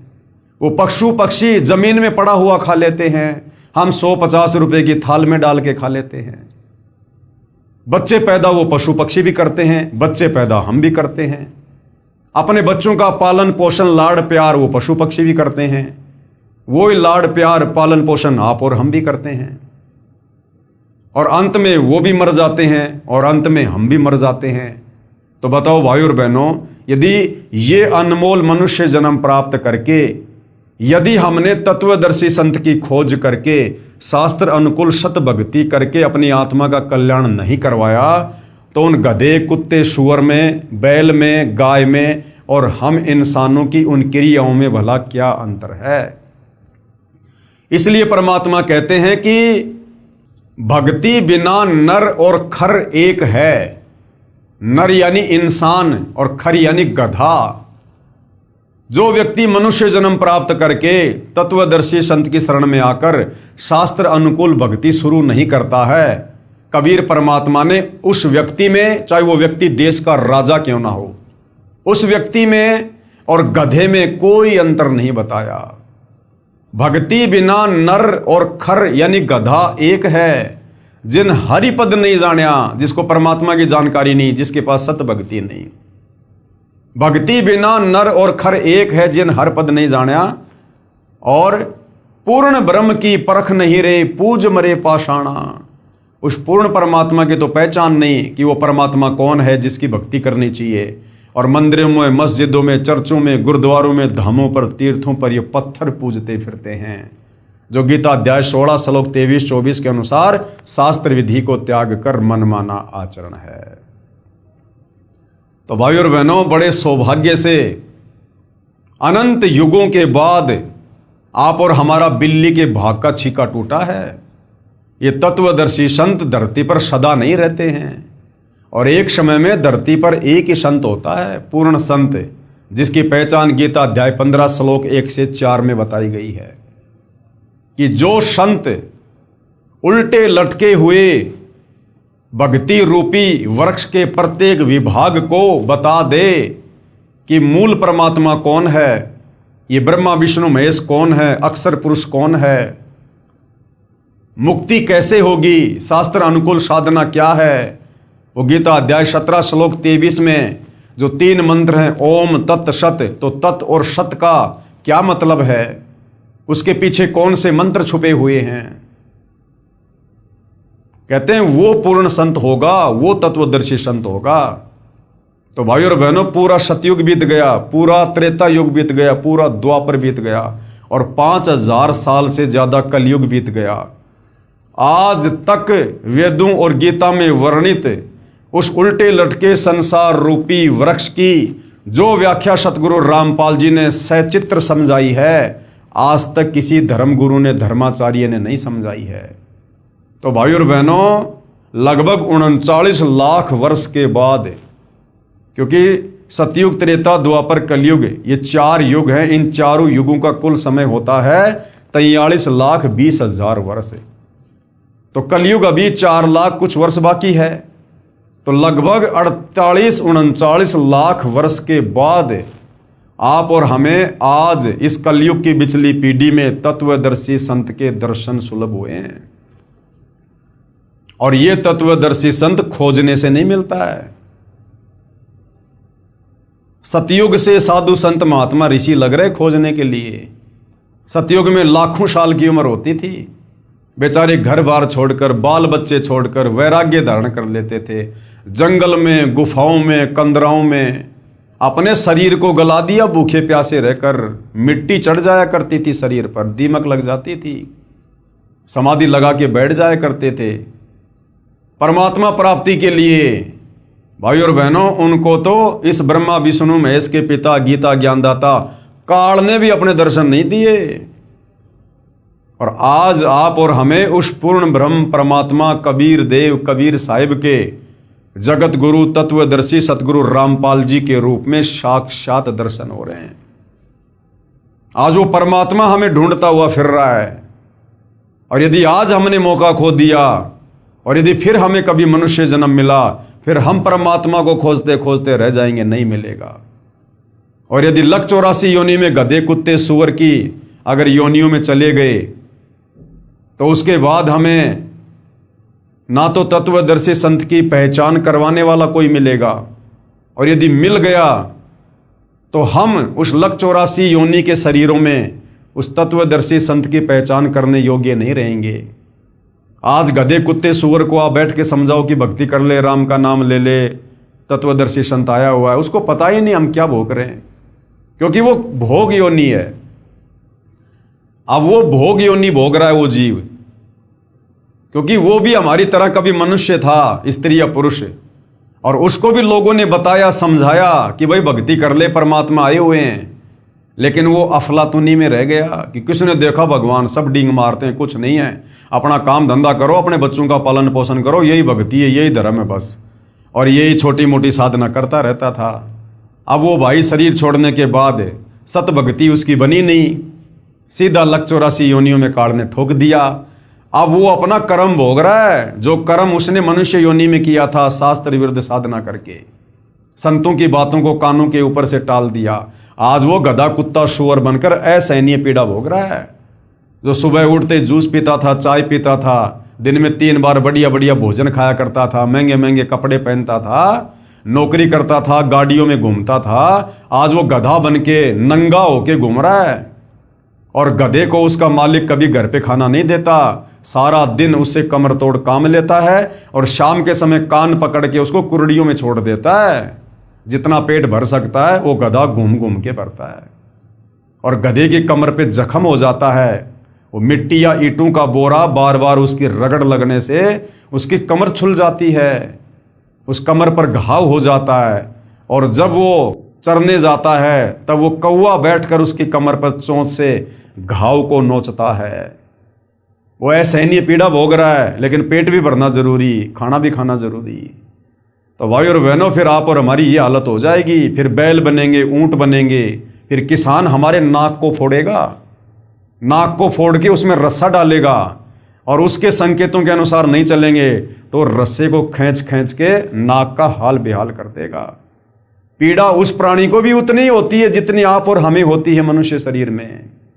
आज यदि हमारे नाक का बाल भी उखाड़ लें तो कितनी पीड़ा होती है, तुरंत आंखों में आंसू आता है। अब सोचिए उस बैल की क्या हाल होगी, उस ऊंट की क्या दशा होगी, जिसकी नकेल खींच खींच के, नाक का रस्सा खींच खींच के उसके मालिक ने। और कई बार क्या होता है, उस ऊंट के नाक में कीड़े पड़ जाते हैं, जख्म हो जाता है बार बार रस्सी खींचने से, कीड़े चलते हैं उसमें। हमने खूब देखे गांव में जब छोटे छोटे थे। तो भाई और बहनों, ये दुर्दशा आप और हमारी अनंत युगों से हो रही है। ये एक बार या 2 बार नहीं है कि हम तो खाली एक बार ही लक 84 का चक्कर काटेंगे बस। अरे एक बार भी कितना भयंकर है। एक कुत्ते का जीवन देख लो भाई और बहनों, 10-15 साल की उम्र होती है, उस कुत्ते का जीवन देख लो, सुबह से लेकर शाम तक पूरी रात वो भौंकेगा क्योंकि उसकी आदत गंदी, भौंकने से उसको भूख लगेगी। सुबह क्या करेगा, किसी के घर पर जाएगा। अब उसको कौन खिलाएगा भाई, कौन खिलाएगा उसको? उसका भाग्य किसी ने टूक डाल दिया तो, नहीं तो उसके लठ पड़ेंगे, जूत पड़ेंगे उसके। भूखा मर रहा है, क्या करेगा? घर घर दौड़ेगा, ना जाने कितने घरों में जाएगा एक टूक के लिए। किसी भगवान ने टूक डाल भी दिया, मिट्टी में डालेगा। अब एक टूक से कुत्ते का पेट भरेगा क्या? जो कुत्ता इंसान से ज्यादा भोजन खाता है, एक टूक से उसकी भूख और ज्यादा बढ़ जाती है, साथ में मिट्टी खाएगा। जबरदस्ती किसी की रसोई में घुसने का प्रयास करेगा, घरवाला लठ मारेगा, फिर प्यों प्यों करता हुआ दौड़ेगा। 10-15 घरों में घूम के आएगा, फिर भी पेट नहीं भरेगा। फिर कहां जाएगा? सुबह सुबह लोग जो खेतों में लैट्रिन करने जाते हैं, फिर वहां पर जाकर लैट्रिन खाएगा। 2 कुत्तों में लड़ाई हो जाती है, एक दूसरे की गर्दन फाड़ देते हैं। बरसात का मौसम है, चौमासा, उसमें कीड़े पड़ जाते हैं। कौन इलाज कराएगा भाई साहब का? भक्ति की नहीं, अब वो कर्मदंड भोग रहा है। कीड़े पड़ गए, जख्म हो गया, ना ढंग से खाया जा रहा, ना बैठा जा रहा, ना सोया जा रहा है, गर्दन हिला हिला के कभी किसी पानी में जाएगा, कभी कहां जाएगा। लेकिन वो कर्म तो भाई भोगना पड़ेगा। परमात्मा कहते हैं, तुमने उस दरगाह का महल नहीं देखा, धर्मराज के तिल तिल का लेखा। जैसे कर्म मनुष्य योनि में किए थे भक्ति ना करके, अब वो कर्म भोग रहा है। खुजली हो जाती है, खुजली, पूरा शरीर छुल जाता है, बाल उड़ जाते हैं। और ऐसे कुत्ते को तो कोई अपने आसपास भी नहीं फटकने देता, लगाएगा बीमारी। लठ मारते हैं दूर से, वो जाता है भोजन के लिए और लोग दूर से उसको पत्थर मारते हैं, लठ मारते हैं। कभी एक्सीडेंट में कोई गाड़ी वगैरह, कोई मोटरसाइकिल का पहिया उसके पैर पे चढ़ जाता है, क्योंकि अहंकारी जीव है, तभी तो वो कुत्ता बना। मनुष्य जन्म में अहंकारी था, तभी तो उसको कुत्ते की योनि मिली। और कुत्ते क्या करते हैं? रोड पर बैठेंगे बीच में, और गाड़ी बिल्कुल नजदीक आने वाली होगी तब जरा सा हटेंगे। तो कई बार क्या होता है, गाड़ी का पहिया उसके ऊपर ही चढ़ जाता है और पैर टूट गया, कमर टूट गई, घिसट घिसट के चलेगा, घिसट घिसट के। ऐसी दुर्गति से एक कुत्ते का जीवन। और ऐसे ऐसे करोड़ों जन्म लगातार भी हमें कुत्ते के मिल जाते हैं। मनुष्य जन्म में जो बीज हमने बोए होते हैं कुकर्मों के, शास्त्र विरुद्ध साधना के, जरूरी नहीं है कि एक बार लक 84 योनि भोगने के बाद हमें जो मनुष्य जन्म मिलता है वो खाली एक एक शरीर धारण करके मिलता है। नहीं, अगर एक बार आप जी कुत्ते की योनि में चले गए तो जरूरी नहीं है कि एक बार कुत्ते की योनि भोगने से पीछा छूट जाएगा। नहीं, वो एक कुत्ते की योनि हमें लाखों करोड़ों बार भी भोगनी पड़ सकती है लगातार। और करोड़ों बार जब एक ही कुत्ते की योनि भोग लेंगे, इतने कष्ट भोग लेंगे, उसके बाद फिर दूसरी योनि में डालेगा काल। जिस प्रकार हमने जैन धर्म के 24वें तीर्थकर महावीर स्वामी का जीवन पढ़ा, 20 करोड़ बार बिल्ली, 20 करोड़ बार कुत्ता, फलाना दिखना लगातार। क्योंकि परमात्मा का विधान है, शराब पीवे कड़वा पानी, 70 जन्म कुत्ते के जानी। जो व्यक्ति एक बार शराब पीता है, एक घूंट यानी एक कप जो शराब पीता है, उसका क्या फल है? 70 बार लगातार उसको कुत्ते के जन्म मिलेंगे। तो सोचिए पूरे जीवन में वो व्यक्ति कितनी शराब पिएगा। अब उस हिसाब से लगा लो भाई और बहनों, एक दिन शराब पीने से 70 जन्म कुत्ते के। और उस व्यक्ति की 100 साल की उम्र है, और 100 साल में यदि उसने 60 साल दारू पी है रोजाना, तो भाई और बहनों आइडिया लगा लो, लाखों जन्म कुत्ते के भोगने पड़ेंगे, लाखों जन्म लगातार। तो इस प्रकार से ये काल हमारी दुर्गति करता है। फिर गधे की योनि में डाल देगा। और फिर हमने इतने कुकर्म किए होते हैं मनुष्य योनि में, पर दोबारा स्त्री का खोला है, 70 जन्म अंधा हो डोल है। दूसरी स्त्री के साथ में हमने कुकर्म किए होते हैं, उनकी सजा परमात्मा के विधान अनुसार गधे की योनि मिल गई। ऊपर से मनुष्य जन्म वाले कुकर्म के चलते हमें अंधे गधे का जीवन दे दिया काल ने। एक तो गधा और ऊपर से अंधा। अब सोचो उस जीव की क्या दुर्गति होगी भाई और बहनों, क्या दुर्गति होगी। अपने ऊपर लेकर देखो, जैसे मैं अंधा गधा, अब सोचो क्या बीतेगा। आज तो हमारे माता पिता, भाई बहन, रिश्तेदार, यार दोस्त हमारी टेक केयर कर लेते हैं। कोई अंधा हो जाता है, कोई लूला लंगड़ा हो जाता है, कोई बीमार हो जाता है, उसका कौन रिश्तेदार, उसका कौन मेडिकल में उसको चेकअप करवाएगा। लोग देखते भी नहीं उस तरफ। सुखदेव ऋषि ने बताई अपनी आत्म कथा एक बार। परमात्मा कहते हैं सुखदेव ने 84 भुगती बना पजावे खरवो, पजावे पर ईंटों के भट्ठों पर वो गधा बना। और सुखदेव ने बताया कि मेरे मालिक ने मेरे से दिन रात काम लिया कमर तोड़, और मुझे खाना भी नहीं देता था पेट भर, जिस कारण से मैं कमजोर हो गया और मेरी कमर टूट गई और मैं अंधा हो गया।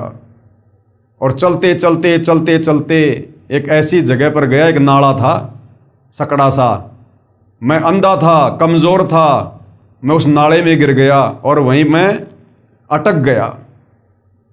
अब लोगों को पता कि गधा नाले में अटका हुआ है, लेकिन लोगों ने मुझे बाहर निकालने के बजाय मेरे ऊपर पैर रखकर नाला पार करना शुरू कर दिया।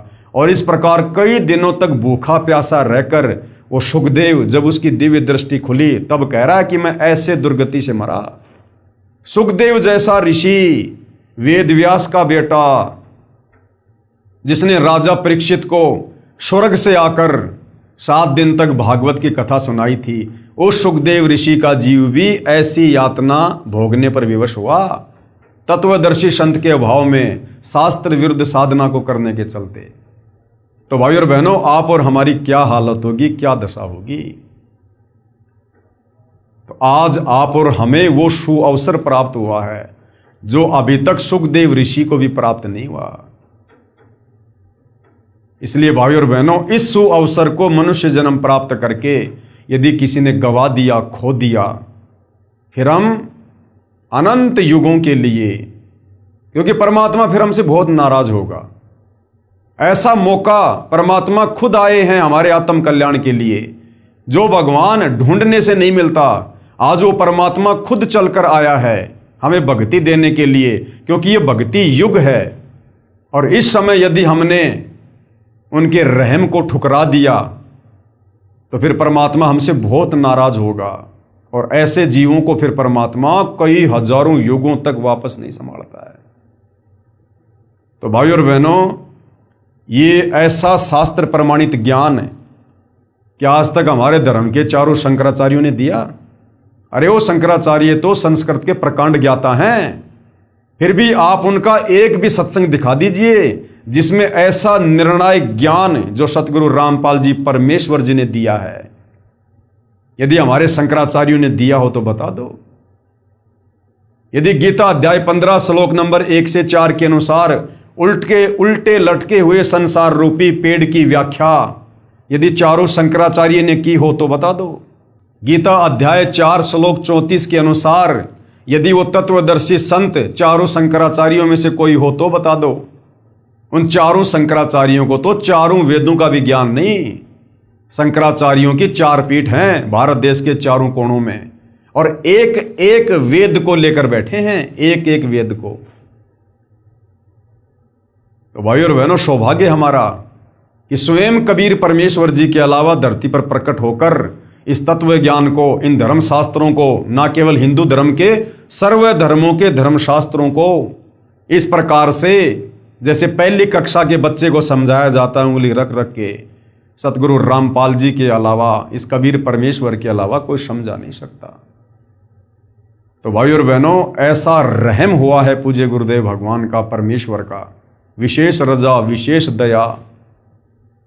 लोग कहते हैं भगवान निराकार, भगवान निराकार। अरे भगवान साकार, चारों वेद चिल्ला रहे, गीता जी गवाही दे रही, बाइबल गवाही दे रही, कुरान शरीफ गवाही दे रही, गुरु ग्रंथ साहिब चिल्ला रहा कि परमात्मा साकार है, दिखाई देता है, धरती पर आता है, मनुष्य के जैसा है, उसी ने हमें पैदा किया है, अपने रूप में पैदा किया है। और फिर भी ये शास्त्रों को पढ़ने वाले नहीं समझ पाए और परमात्मा को निराकार निराकार कह के आप और हमें शास्त्र विरुद्ध साधना पर लगा दिया। तो भाइयों और बहनों, मौका है, हम तो केवल प्रार्थना कर सकते हैं, विनती कर सकते हैं, क्योंकि आप लोगों को समझाने से हमारी तो सेवा बन रही है। हम तो इस परमेश्वर की इस प्रकार से महिमा करने मात्र से हम पुण्य के भागी बन रहे हैं, तो हम तो करेंगे। हमारे से तो जितना थूक बिलोया जाएगा आजीवन बिलोएंगे, क्योंकि दही से मक्खन निकले ना निकले, लेकिन जो थूक हम बिलो रहे हैं सतगुरु की महिमा करके, इससे जरूर वो मक्खन निकलेगा। कहने का मतलब है हमारी सेवा बनेगी और हम अवश्य मोक्ष को प्राप्त होंगे। वो भक्ति रूपी मक्खन निकलेगा, भक्ति रूपी मक्खन। तो हमारी तो सेवा है, हमारा ये परम धर्म है, हमारा कर्तव्य है आप जियों के प्रति भी और सतगुरु रामपाल जी के शिष्य होने के नाते उनके प्रति भी, कि गुरु ने जो सतज्ञान दिया है उस ज्ञान को उनकी आत्माओं तक, जन जन तक पहुंचाना उनके भक्तों का कर्तव्य है। तो हम तो आपके प्रति भी अपनी जिम्मेदारी निभा रहे हैं, गुरु के प्रति भी अपनी जिम्मेदारी निभा रहे हैं। तो हम तो भाई पुण्य के भागी हो रहे हैं। परमात्मा कहते हैं हरि सेवा युग 4 है और गुरु सेवा पल एक, भाई तासु पटंतर ना तुले संतन किया विवेक। और सत्संग की आदि घड़ी तप के वर्ष 1000, तो भी बराबर है नहीं कहे कबीर विचार। तो भाई और बहनों, ये सत्संग हो रहा है। तत्वदर्शी संत के बाद यदि कोई सत्संग कर सकता है तो उनके शिष्य, क्योंकि इस ज्ञान को वही आगे फैला सकता है जिसको अपने गुरु से तत्व ज्ञान प्राप्त है।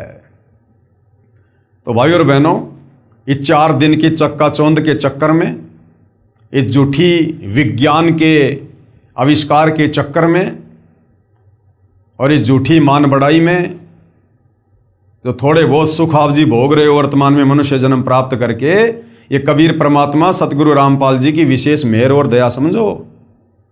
ये विज्ञान कबीर भगवान ने दी है, ये मनुष्य के पास में बुद्धि नहीं थी। सतयुग त्रेता द्वापर बीत गया, कलयुग 5000 साल बीत गया, कोई एक साइकिल तक नहीं बना पाया। ये तुम्हारे श्री राम, श्री कृष्ण, महात्मा बुद्ध, ईसाइयों के मसीहा जो हैं ईसा मसीह जी, मुसलमानों का जो पैगंबर था, रसूल था हजरत मोहम्मद, ये अपने लिए गर्मियों के समय एक पंखा भी नहीं बना पाए। क्या उनके रिश्तेदार नहीं थे क्या वो अपने रिश्तेदारों से बात नहीं करना चाहते थे? वीडियो कॉल पर बात नहीं करना चाहते थे? एक कीपैड का मोबाइल भी नहीं बना पाए वो। हम कलयुग के इंसानों में उनसे ज्यादा दिमाग है क्या? अरे वर्तमान में तो इंसान बहुत ज्यादा विकारी हो गया, दुष्कर्मी हो गया, आलसी हो गया। वो तो बहुत अच्छी आत्मा थी। उस समय तो उनके पास में भक्ति धन था, उनके पुण्य थे, सदाचारी थे, निर्विकारी थे। उनमें ये बुद्धि क्यों नहीं आई? उनको ये समझ क्यों नहीं आई?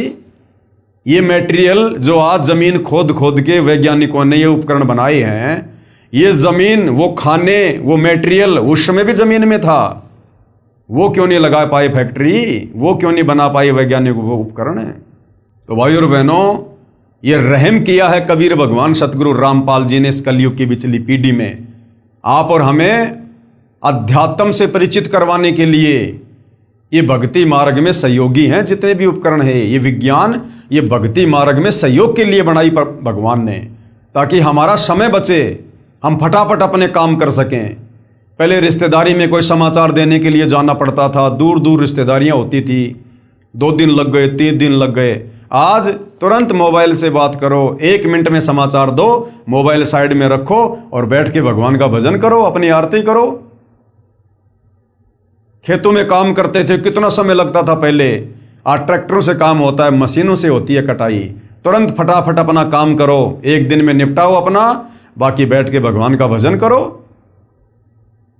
कहीं आने जाने में हम पैदल जाते थे, समय लगता था। आज मोटरसाइकिल आ गई, 4 व्हीलर आ गए, एरोप्लेन आ गई। क्यों दिए भगवान ने? ताकि हम फटाफट उन कार्यों को निपटा के, और जो समय बचे उस समय का हम भगवान की चर्चा में, भगवान की महिमा में, भगवान की भक्ति में हम उसका सदुपयोग करें। इसके लिए परमात्मा ने हमें ये विज्ञान दी है, ये वैज्ञानिक उपकरण दिए हैं, ये यातायात के साधन दिए हैं। सत्संग में आएं जाएं, समय बचे हमारा। हमारे दादा परदादा झोपड़ियों में रहा करते थे। आज परमात्मा ने ये कूलर दे दिए, एसी दे दी, ये पक्के मकान लोग जो है ये बनाने लग गए। क्यों? सिर्फ भक्ति में सहयोग के लिए, ताकि गर्मी, सर्दी, बरसात, ओले, आंधी, हम इन सबसे बचें। और आराम से भगवान की भक्ति करें। नहीं रहने को तो इंसान ने झोपड़ी भी बहुत है।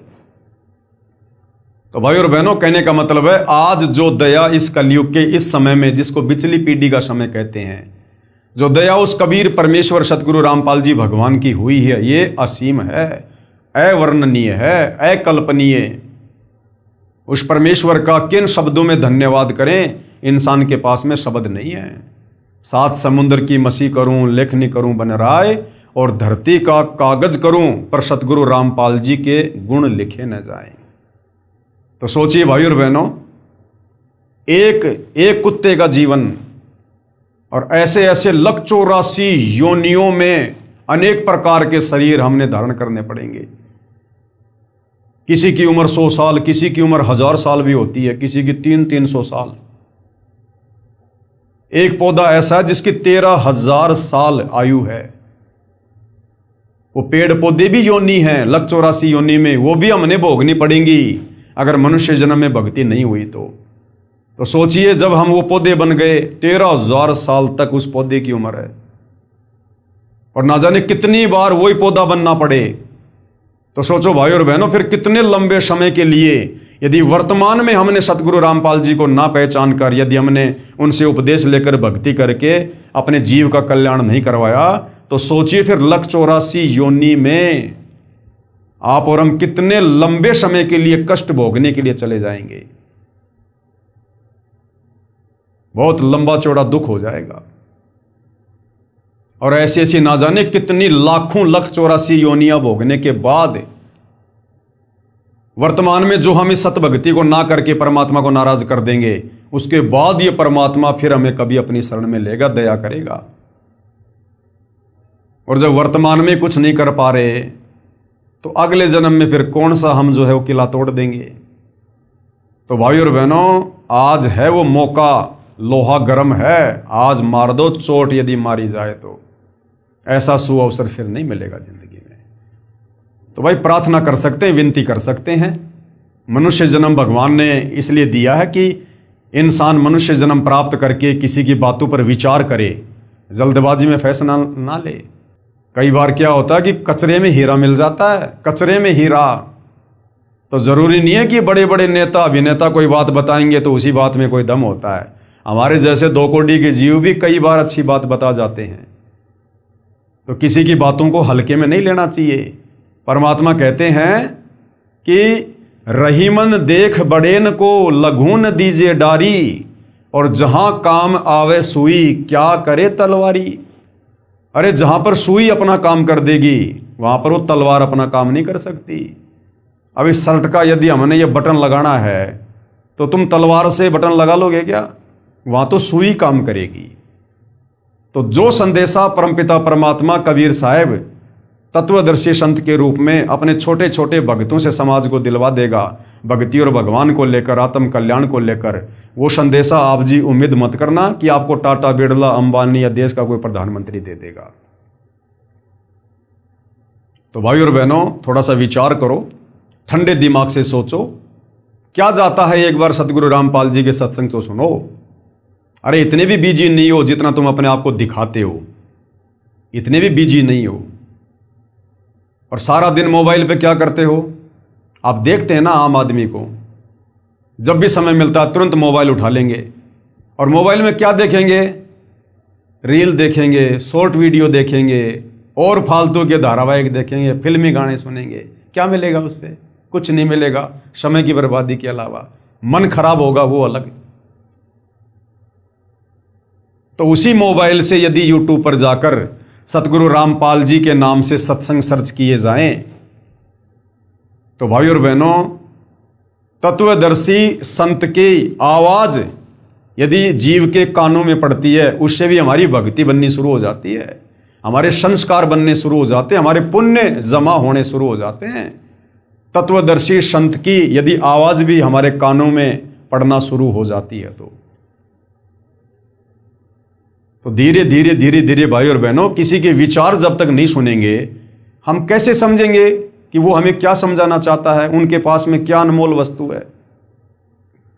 तो थोड़ा बहुत समय निकाल के सतगुरु रामपाल जी के सत्संग भी यूट्यूब पर सुनिएगा, ये मोबाइल परमात्मा ने बकवाद के लिए नहीं दिए। अगर इन मोबाइलों में बकवाद करोगे तो अब वो समय भी आ चुका है, इन मोबाइलों में आग लग जाएगी, साथ में तुम्हारे कान भी फटेंगे। ये टीवी चैनल आने वाले समय में यदि कोई व्यक्ति इन टीवियों पर सत्संग नहीं सुनेगा और ये फालतू की ये फिल्में विल्में देखेगा, परमेश्वर का वचन है सतगुरु रामपाल जी का, ये टीवी चैनलों में आग लग जाएगी। टीवियों में लोगों के टीवी फूट जाएंगे घर पर रखे रखे, क्योंकि भगवान ने जिस विशेष मकसद के लिए हमें ये विज्ञान दी है, ये उपकरण दिए हैं, अगर यदि अब हमने इनका सदुपयोग नहीं किया, क्योंकि दुरुपयोग तो बहुत कर लिया, क्या मिला? कुछ नहीं मिला। अब यदि लोगों ने सदुपयोग नहीं किया, इनमें आग लग जाया करेगी। आप देख रहे होंगे गर्मी कितनी भयंकर पड़नी शुरू हो गई है, वातावरण कैसे चेंज हो रहा है। तो भाइयों और बहनों, अब समय आ गया, परमेश्वर के द्वारा दिए गए इन उपकरणों का सदुपयोग करो। और परमेश्वर ने जो अनमोल मनुष्य शरीर दिया है और जो हमें ये अंग दिए हैं, इनका भी सदुपयोग करो। ये आंख परमात्मा ने क्यों दी है? उस परमेश्वर के दीदार के लिए। कबीरा दर्शन साधु का, मुख पर बसे सुहाग, दर्शन उन्हीं को होते हैं जिनके पूर्ण भाग। ये आंखें परमेश्वर ने सत्संग देखने के लिए, सतगुरु के, जब वो परमात्मा सतगुरु रूप में आता है, उनके दर्शन करने के लिए। ये कान परमात्मा ने सत्संग सुनने के लिए दिए हैं, अच्छी बातें सुनने के लिए दिए हैं, परमेश्वर की वाणियां सुनने के लिए दिए हैं, ताकि हमारे अंतःकरण में भक्ति जमा हो। ये जीभ परमेश्वर ने सतगुरु की महिमा करने के लिए। जिव्या तो वाये भली जो रटे हरि को नाम, नहीं तो काट के फेंक दो मुख में भलो न चाम। अगर मनुष्य जन्म प्राप्त करके इस जिव्या से यदि हमने सतगुरु का गुणगान नहीं किया, सतगुरु की महिमा नहीं की, यदि हमने सतगुरु का ज्ञान प्रचार नहीं किया, सतगुरु के द्वारा दिए गए मंत्रों का जाप नहीं किया, तो अगले जन्म में परमात्मा जीभ छीन लेगा। यानी गधे बनेंगे, लक 84 में जाएंगे, बैल बनेंगे, जीभ भी होगी, लेकिन हम जीभ का सदुपयोग नहीं कर पाएंगे। कल को यदि उस बैल के पैर में कोई कील चुभ गई, वो बैल जिसके मुंह में जीभ है, वो बोल के नहीं बता सकता कि मेरे पैर में कील चुभी है, मुझे पीड़ा हो रही है। क्यों? क्योंकि आपने मनुष्य जन्म में उस जीव्या का सदुपयोग नहीं किया। किसी को गाली दी, किसी को उल्टा बोला है, और फालतू की बातों में, निंदा चुगली में अपनी जीभ का दुरुपयोग किया। ये हाथ, इन हाथों से हमें परमेश्वर की सेवा करनी है, इन हाथों से हमने दान धर्म करना है, उपकार के अच्छे कार्य करने हैं, इसलिए भगवान ने हाथ दिए हमें। और इन हाथों से यदि हम दुष्कर्म करेंगे, किसी का यदि हम कोई बुरा करेंगे, मार पिटाई करेंगे, तो परमेश्वर इनको भी छीन लेगा, क्योंकि हमने उसके द्वारा दिए गए अंगों का दुरुपयोग किया है। इसी प्रकार भाइयों और बहनों, परमेश्वर के द्वारा दिया गया अनमोल शरीर और ये अनमोल समय और ये विज्ञान, हमने इन सब का जगत गुरु तत्वदर्शी सतगुरु रामपाल जी परमेश्वर जी की शरण में आकर सदुपयोग करना है। और सतगुरु रामपाल जी की शरण से बेहतर सदुपयोग इस समय का और इस मनुष्य जीवन का ये और कहीं नहीं हो सकता है। बाकी तो आप बर्बाद ही बर्बाद करोगे, अपने कर्म ही कर्म फोड़ोगे। अगर शुभ कर्म बनाने की कोई जगह है तो सतगुरु रामपाल जी के चरण हैं, उनकी भक्ति है। बाकी तो हम मनुष्य जन्म प्राप्त करके अपने कर्म बिगाड़ सकते हैं, कर्म फोड़ सकते हैं। तो हम तो केवल विनती कर सकते हैं भाइयों और बहनों, आज YouTube पर सतगुरु रामपाल जी के ढेरों सत्संग हैं। गूगल पर जाकर ज्ञानगंगा पुस्तक की PDF डाउनलोड करो, अन्यथा www.jagatgururampalji.org ये वेबसाइट है, इस पर आपको सारी पुस्तकें सतगुरु रामपाल जी के द्वारा लिखित मिलेंगी, उनके ऑडियो वीडियो में उनके सत्संग मिलेंगे। कैसे आप सतगुरु रामपाल जी से नाम उपदेश प्राप्त कर सकते हैं, वो भी जानकारी मिलेगी। और नाम उपदेश प्राप्त करने के बाद जब हम मर्यादा में रहकर उनके द्वारा बताई गई भक्ति करेंगे, तो जो कार्य हमारे आज इतनी मेहनत करते करते बैल और गधे की तरह दिन रात मार्केट में भागते भागते भी सफल नहीं हो रहे, वही कार्य हमारे आधे समय में सफल होंगे, बिना किसी भागदौड़ के, बिना किसी टेंशन के। क्योंकि भक्ति करने से हमारे पुण्य बनेंगे और पाप और पुण्य से सृष्टि चलती है।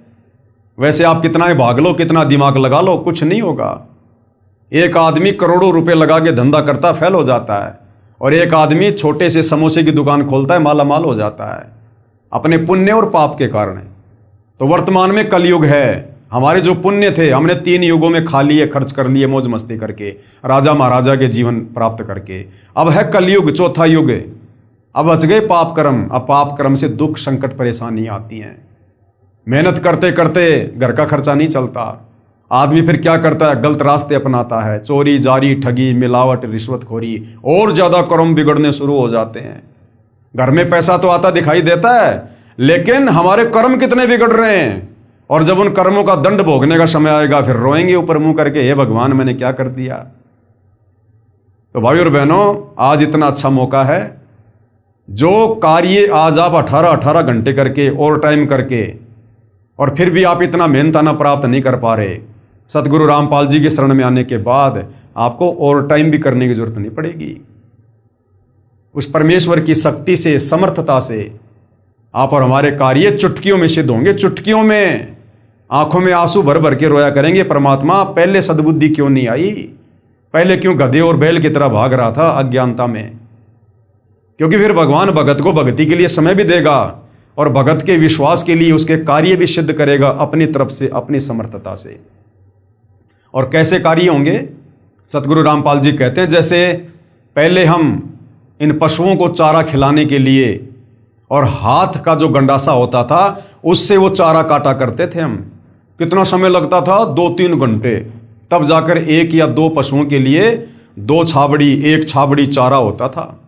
और आज लाइट आ गई, जिसने लाइट का कनेक्शन ले लिया, घर में मोटर लगा ली और चारा काटने वाली मशीन लगा ली, आज वो 1 घंटे में पूरे गांव के पशुओं के लिए चारा काट सकता है। तो पावर का उसने कनेक्शन ले लिया, जिस कारण से अब वो इतने कम समय में इतना लाभ प्राप्त कर रहा है। तो जब तक हम सतगुरु रामपाल जी की शरण में नहीं आते हैं, तब तक समझो हम जो भी मेहनत कर रहे हैं ना, हम हाथ के गंडासे से सारा काम कर रहे हैं। और जिस दिन सतगुरु रामपाल जी की शरण में आ जाएंगे, मर्यादा में रहकर भक्ति करेंगे, उसके बाद फिर भाई और बहनों, हमारे काम जो हमारे से नहीं हो रहे थे, इतनी मेहनत से नहीं हो रहे थे, अब वो सतगुरु रामपाल जी की शक्ति से, उनकी समर्थता से होंगे। और कैसे होंगे, ये परमेश्वर का काम है। आप और हम 2 कोटि के जीव हैं, बस हम तो केवल देखते रह जाएंगे। परमात्मा इतने सुख देगा, हमारी बुराइयां छूट जाएंगी।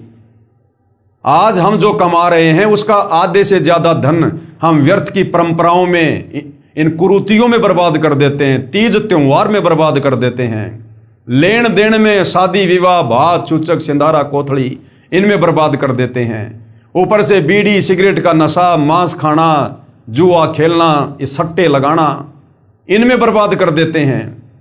तो सतगुरु रामपाल जी के सत्संग सुनने के बाद, उपदेश लेने के बाद, ये सारी तो बुराइयां छूट जाएंगी। ना हम कोई नशा करेंगे, ना मांस आहार करेंगे, ना ये फालतू के होली दिवाली त्योहार मनाएंगे, और ना फालतू के ये परंपरा के तहत ब्याह शादी में इतना खर्चा, इतना पाखंड, इतना दिखावा, ना हम ये करेंगे। तो बताओ फिर खर्चा होगा कहाँ? जो कमाएंगे वो भी ज्यादा रहेगा हमारे पास में, खर्च ही नहीं हो पाएगा। और अपने गुरुदेव भगवान को दान धर्म करेंगे, 1 रुपया देंगे, भगवान 1000 देगा रिटर्न समय आने पर। 1000 किसी भगत ने फिर किसी के आगे हाथ फैलाने की जरूरत नहीं पड़ेगी। गुरुदेव कहते हैं, मांगे सो ही बढ़वा कहिए, दर दर फिरे अज्ञानी, और जोगी जोग संपूर्ण जिसका मांग ना पीवे पानी। तो परमात्मा ऐसे माला माल कर देगा, वरना क्या आवश्यकता है भगवान की भक्ति की? अगर ऐसे ही अगर घसीट घसीट के चलना है सांप की तरह, मेहनत करते करते, फिर क्या आवश्यकता है भगवान की भक्ति की? तो भाई और बहनों, अभी तक हमने भगवान को जाना ही नहीं, हमारे धर्म गुरुओं ने भगवान की पहचान करवाई नहीं। अब सतगुरु रामपाल जी ने आके बताया कि परमात्मा क्या शक्ति है, क्या पावर है, क्या काम करती है। एक बार भगवान की शरण में आकर देखो, उसके बाद देखो कैसे हमारे कार्य होते हैं, कितनी आत्म संतुष्टि मिलेगी, कितना धैर्य होगा, कितने संयमित हो जाएंगे। और जो चिंता हमें सताए जाया करती थी भविष्य को लेकर, आगे को लेकर, वो चिंता समाप्त है। क्योंकि हमें खुद भविष्य का पता चल जाएगा ना। बिना भक्ति के कितना ही दौड़ लो, कितना ही भाग लो, हमारे दौड़ कभी खत्म नहीं हो सकती। हम मर जाएंगे, हमारे कार्य और जिम्मेदारियां पूरी नहीं हो सकती। अब गुरुदेव भगवान हमें तत्व ज्ञान देकर भविष्य बता देते कि बेटा तू क्यों भाग रहा है, क्यों गधे और बैल की तरह कमा रहा है, किसके लिए कमा रहा है? सब अपना भाग्य लिखवा के लाते हैं, कोई किसी के भरोसे नहीं आता। और करनी थी भक्ति और कर रहा तो सारे काम जानवर वाले। तो तत्व ज्ञान होने से फिर हमारी भागदौड़ मिट जाएगी कि भैया मैंने तो भक्ति करके सतलोक जाना है, इस गंदे लोक में मैं जोड़ जोड़ के मकान बना बना के झूठा दिखावा समाज के सामने कर करके मैं क्या प्राप्त कर लूंगा? कल को लकवा मार गया, पैरालाइसिस हो गया, वो समाज मेरा क्या साथ दे देगा? एक बार आएंगे, दो बार आएंगे, देख के चले जाएंगे, वो परेशानी तो मुझे उठानी पड़ेगी। तो फिर इंसान की भागदौड़ मिट जाएगी, उसे अपनी मंजिल का पता चल जाएगा कि तेरी मंजिल गधे और बैल कितना कमा कमा के ये मकान बनाने की नहीं है, बड़े बड़े बिजनेस सेट करने की नहीं है। तेरी मंजिल तो इस काल के जाल से बाहर निकलने की है, और वो होगी सतगुरु रामपाल जी से उपदेश लेकर भक्ति करने से। तो हमारी भागदौड़ मिट जाएगी कि सामने तो कुआं है, मैं कहां दौड़ रहा हूं, सामने तो काल का कुआं है, गिरूंगा तो मरूंगा। तो हम माया को संग्रह करने से पीछे हटेंगे, हमारे को संतुष्टि होगी, और फिर देखना जीवन खुशहाल होगा। जब चिंता मिट गई तो सब कुछ मिट गया, और ऊपर से भगवान की भक्ति मिल गई, जिसे जन्म मरण का रोग कटेगा, ना लक 84 में जाएंगे, और ये मनुष्य जन्म आखिरी मनुष्य जन्म, उसके बाद सीधे सतलोक जाएंगे। इससे भी बढ़िया सुंदर लंबा चौड़ा गोरा चिट्टा तेजोमय शरीर मिलेगा। वहां ना सतलोक में कोई काम करना, ना वहां कोई लड़ाई झगड़ा, ना कोई टेंशन, ना कोई भागा दौड़ी, कुछ नहीं। अपने कबीर भगवान के भंडार से सारी सुविधा है, हम तो सोच भी नहीं सकते इस गंदे लोक में। जैसे गुरुदेव कहते हैं, एक तो नमक की बोरी और एक खंड की बोरी, दोनों का रंग एक जैसा, लेकिन नमक का स्वाद अलग और बूरा का स्वाद अलग। तो ऐसे ही भाइयों और बहनों, जैसा ये हमें दिखाई दे रहा है ना यहाँ पर, कितना अच्छा ये धरती, बाग बगीचे, घूमने फिरने की जगह, पहाड़, नदियां, ऐसा ही सतलोक है। ये 21 ब्रह्मांड सतलोक का ही एक टुकड़ा है। लेकिन यहां तो ये 5 तत्व से बने हुए हैं, ये मिट्टी और पत्थर के हैं, वहां पर वो नूर के हैं, हीरे मोती लाल के पहाड़ हैं, वहां पर दूध दही शहद की नदियां बहती हैं, सबके अपने अपने पर्सनल बड़े बड़े महल हैं, सबके महलों के आगे पर्सनल विमान हैं, और जो हमारी इच्छा होगी वो ही तुरंत वहां पर होने लग जाएगा। इच्छा से, हाथ पैर नहीं चलाने वहां पर, बस इच्छा की कि भोजन उसी समय तुरंत जो चाहोगे, जितने प्रकार के पकवान चाहोगे, बस इच्छा करने की जरूरत है, तुरंत सामने टेबल पर लगे हुए मिलेंगे। नूरी भोजन, उस भोजन को करने के बाद कोई पेशाब नहीं, कोई लेटरिन नहीं, कोई डकार नहीं, कोई पेट नहीं फूलना, ना किसी की तोंद आनी, ना कोई कमजोर होना, ना शरीर में कोई रोग है, कुछ नहीं, ना कोई दाढ़ी वाड़ी करनी रोजाना फाजाना, कुछ नहीं वहां पर, ना रोजाना कोई कपड़े बदलने, वहां पर अमर चीर हैं, अमर वस्त्र हैं, ना कपड़ों को धोने की जरूरत है, ना साबुन लाने की जरूरत है, ना माता पिता को अपने बच्चों की चिंता, ना वहां कोई गुमता है, ना वहां किसी सिंह, भेड़िए, भालू, सांप का कोई डर है। तो भाइयों और बहनों, वहां का तो वर्णन ही करना नामुमकिन है। ये तो हम उतना ही बता सकते हैं जितना गुरुदेव भगवान ने संकेत किया हुआ है, केवल बता सकते हैं, बाकी असली आनंद तो वहां जाकर ही भोगेंगे। लेकिन वहां जाएंगे कैसे? तत्वदर्शी संत की शरण में आकर और उनके बताए अनुसार आजीवन मर्यादा में रहकर भक्ति करके। और ये जो हम देख रहे हैं ना, इस काल का ये नश्वर संसार, इसमें चाहे कितनी सुविधा दिखाई दे रही है हमें वर्तमान में, कितनी भी बड़े बड़े राजपद हैं, बड़ी बड़ी कार हैं, कोठियां हैं, धन है, बड़े बड़े बाग बगीचे हैं, लोगों के पास में हैं, बड़ी बड़ी प्रॉपर्टियां, कुछ भी हैं, हमने जरा भी आस्था नहीं रखनी। दूसरों की तो छोड़ दो, अगर हमारे पास भी भाग्यवश अगर इतना धन है, इतनी सुविधा है, हमने उनमें भी कोई आस्था नहीं रखनी है। क्योंकि गुरुदेव ने हमें हकीकत बता दी किस ब्रह्मांड की, ये खोकापुर है, ये उत्पत्ति और प्रलय में आता है, एक दिन सब नष्ट हो जाएगा, मिट्टी बन जाएगी। ये झूठा दिखावा है, काल ने तुम्हें भ्रमित कर रखा है। और इस तत्व ज्ञान को आधार बनाकर, और जैसी हमारी तड़फ सतलोक में रहते सहते और इस काल के साथ 21 ब्रह्मांड में आने की बनी थी, यानी सतलोक के सुख जिनका वर्णन नहीं किया जा सकता, हमें उस समय जब काल के ऊपर आस्था हुई, हमें सतलोक का एक भी सुख अच्छा नहीं लग रहा था, एक भी सुख, सतलोक की किसी भी वस्तु में हमारी कोई इच्छा नहीं बन रही थी। तब परमात्मा ने हमें काल के साथ यहां भेजा। अब इसी प्रकार सतगुरु रामपाल जी के ज्ञान को सुनकर, सारी सृष्टि रचना को समझकर, सतलोक के सुखों को सुनकर, अब इस काल के लोक में चाहे कितने सुख हों, असल में तो सुख है ही नहीं, ये केवल नाम है सुख का, बाकी धोखा है। फिर भी जो भी कुछ यहां दिखाई दे रहा है, हमने किसी में कोई आस्था नहीं रखनी, कुछ भी प्राप्त करने की हमने कोई मन में इच्छा नहीं धारण करनी, और है तो उसमें कोई आसक्ति नहीं रखनी कि ये मेरा है। हमें बिल्कुल नफरत हो जाए, नफरत, और हमारी सुरती सतलोक में लग जाए कि परमात्मा इसी जन्म में पार करो, मालिक इसी जन्म में। रोना पड़ेगा भाई और बहनों, रोना, तब जाकर ये परमात्मा दया करेगा। आप और हमने रिहर्सल शुरू कर देनी चाहिए, यदि वास्तव में हमारा टारगेट सतलोक जाने का है तो। यदि अभी तक आप जी का टारगेट भक्ति प्राप्त करके और यहां की सुख सुविधा ही प्राप्त करने का है कि भाई मकान बनाऊंगा, गाड़ी लाऊंगा, बच्चे पढ़ाऊंगा, नौकरी लगाऊंगा, तो ये रिहर्सल आप जियो के कोई काम की नहीं है, आप इसको कर भी नहीं पाएंगे, एक दिखावा होगा आपके लिए। और जिन आत्माओं ने वास्तव में इस ज्ञान को अच्छे से समझ लिया और जिनका टारगेट सतलोक है कि परमात्मा इसी जन्म में, अब की बार लग 84 से पार, तो उन आत्माओं ने रिहर्सल कर देनी चाहिए रोजाना अपने गुरुदेव के चरणों में एकांत में बैठकर अपने घर पर दरबार साहिब में, और ये विचार करना चाहिए गहराई से कि मान लीजिए अगर मेरे पूज्य गुरुदेव भगवान विमान लेकर आ जाते हैं और मुझे कहें कि बेटा या बेटी चल बैठ, विमान आ गया, चलो सतलोक, उस समय मुझे कौन कौन सी वो चीजें हैं, कौन कौन सी वो काललोक की नश्वर संपत्ति है जो मुझे विमान की तरफ जाने से रोकेगी, या विमान की तरफ जाते समय रह रहकर मुझे उनकी याद आएगी। वो कोई मेरा बेटा है या बेटी है, पोता है, पोती है, कार है, कोठी है, संपत्ति है, माँ बाप है या पत्नी है, क्या है। एक मन में एक विचार कीजिए, कल्पना कीजिए कि जैसे मैं बैठा हुआ हूं, इधर मेरा मकान है, मेरा परिवार है, सारी सुख सुविधा है, और इधर मेरे गुरुदेव भगवान विमान लेकर आ गए और कह रहे हैं बेटा आजा फटाफट सतलोक के लिए चल। अब मुझे कौन सी वो चीज है इस संसार की जो मुझे विमान की तरफ जाने से रोकेगी? वो बैठकर हमने चिंतन करना पड़ेगा, ये कल्पना करनी पड़ेगी कि हकीकत में गुरुजी आ गए और मुझे बुला रहे हैं।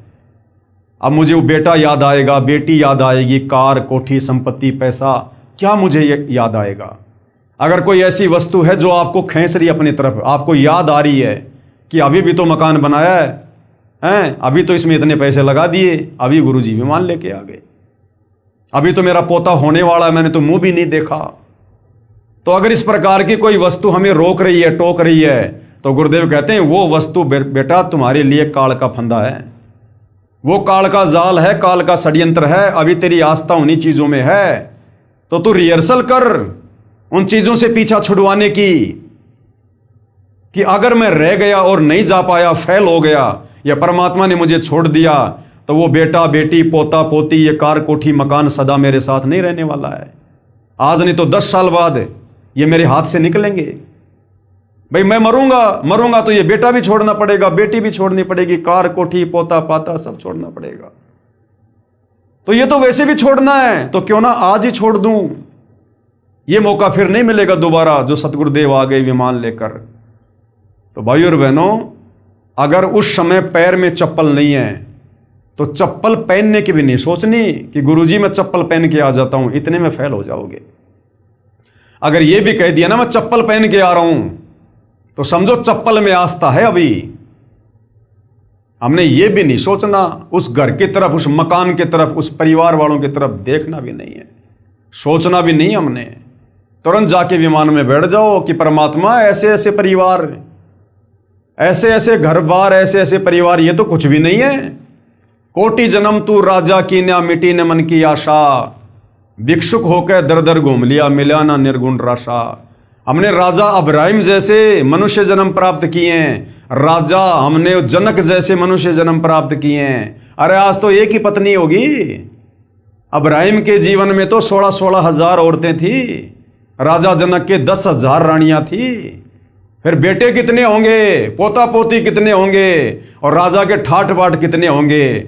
आज मैं एक मकान के लिए मरूंगा, इन पोता पोतियों के लिए जो मिट्टी के पुतले हैं, कल को ये भी मरेंगे, और ऐसे ऐसे पोता पोती, ऐसे ऐसे बीवी, माता पिता, मकान, मैं अरबों खरबों बार मनुष्य जन्म प्राप्त करके यहीं पर पैदा कर करके यहीं पे छोड़ छोड़ के जा चुका हूं।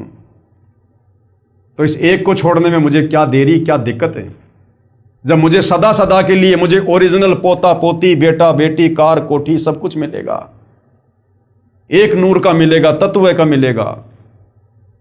तो भाई और बहनों, हमने इस काल के जाल को इस प्रकार से चिंतन करके हमने खुद ही काटना पड़ेगा। नहीं तो अंत समय में यदि इस प्रकार की वृत्ति हमारी, क्योंकि भगवान तो इसी प्रकार से आएंगे लेने के लिए, अचानक से आएंगे कि बेटा आ जा, विमान तैयार है, और किसी को दिखाई नहीं देगा, हमें दिखाई देगा। और यदि उस समय हमारी आस्था किसी में जरा सी भी रह गई, हम तो रह गए, काम बिगड़ गया। भगवान तो अंदर से देखेगा ना, ऊपर से चाहे तुम कैसा भी दिखावा करो, गुरुजी तो अंदर से देखेंगे कि इसके अंदर क्या चल रहा है, किन चीजों में इसका प्यार, प्रेम, मोह, ममता, आसक्ति है। तो भाई और बहनों, हमने आज से ही गुरुदेव के चरणों में बैठकर इस प्रकार के रिहर्सल शुरू कर देनी चाहिए, तब जाकर हम अंत समय में इस परीक्षा में सफल हो पाएंगे। ये रिहर्सल हमने पहले करनी पड़ेगी।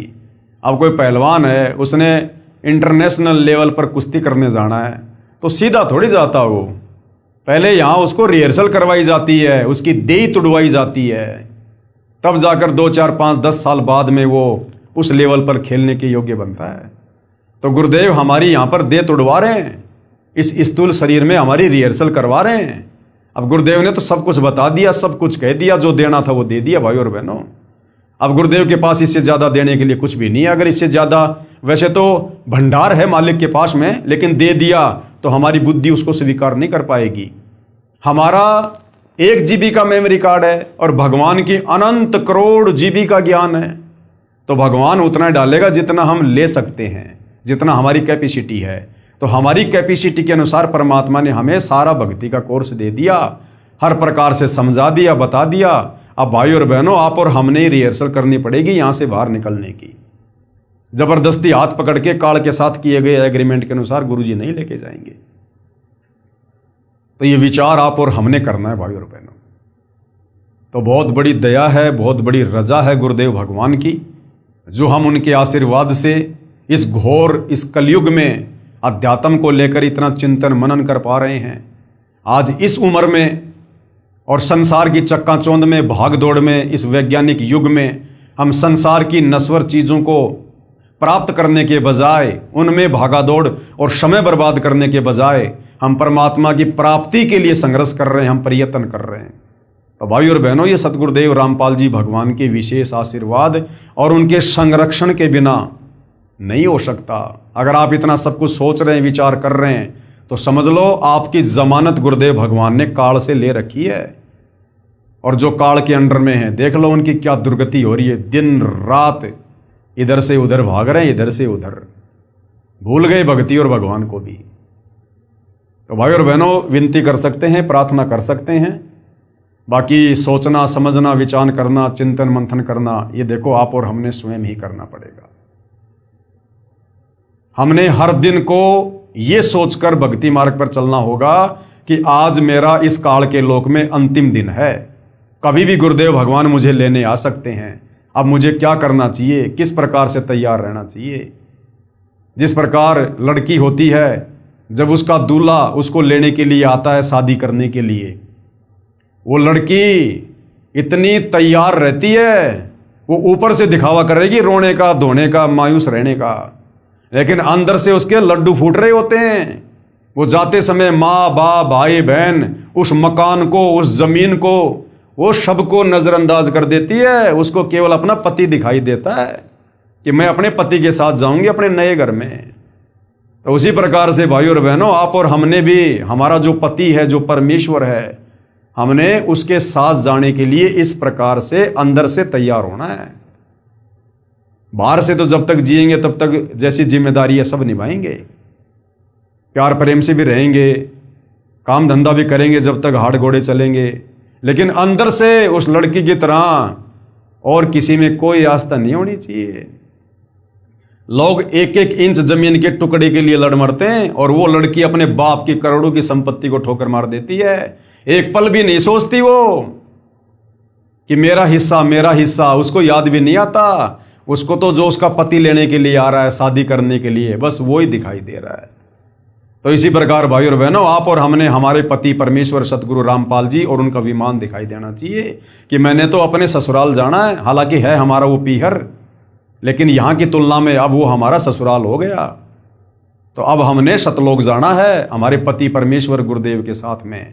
और यहाँ की ये जमीन जायदाद संपत्ति, माता पिता भाई बंधु, हमने किसी से कोई लेना देना नहीं है। फिर घर में जितने भी उपदेशी हैं सब ने इसी प्रकार से सोचना है।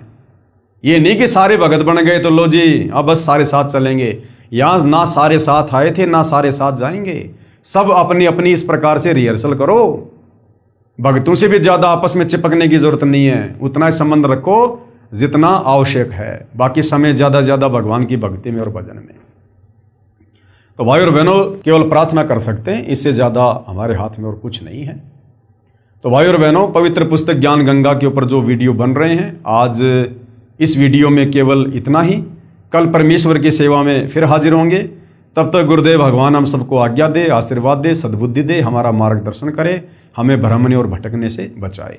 बंदी छोड़ सतगुरु रामपाल जी परमेश्वर जी की जय हो।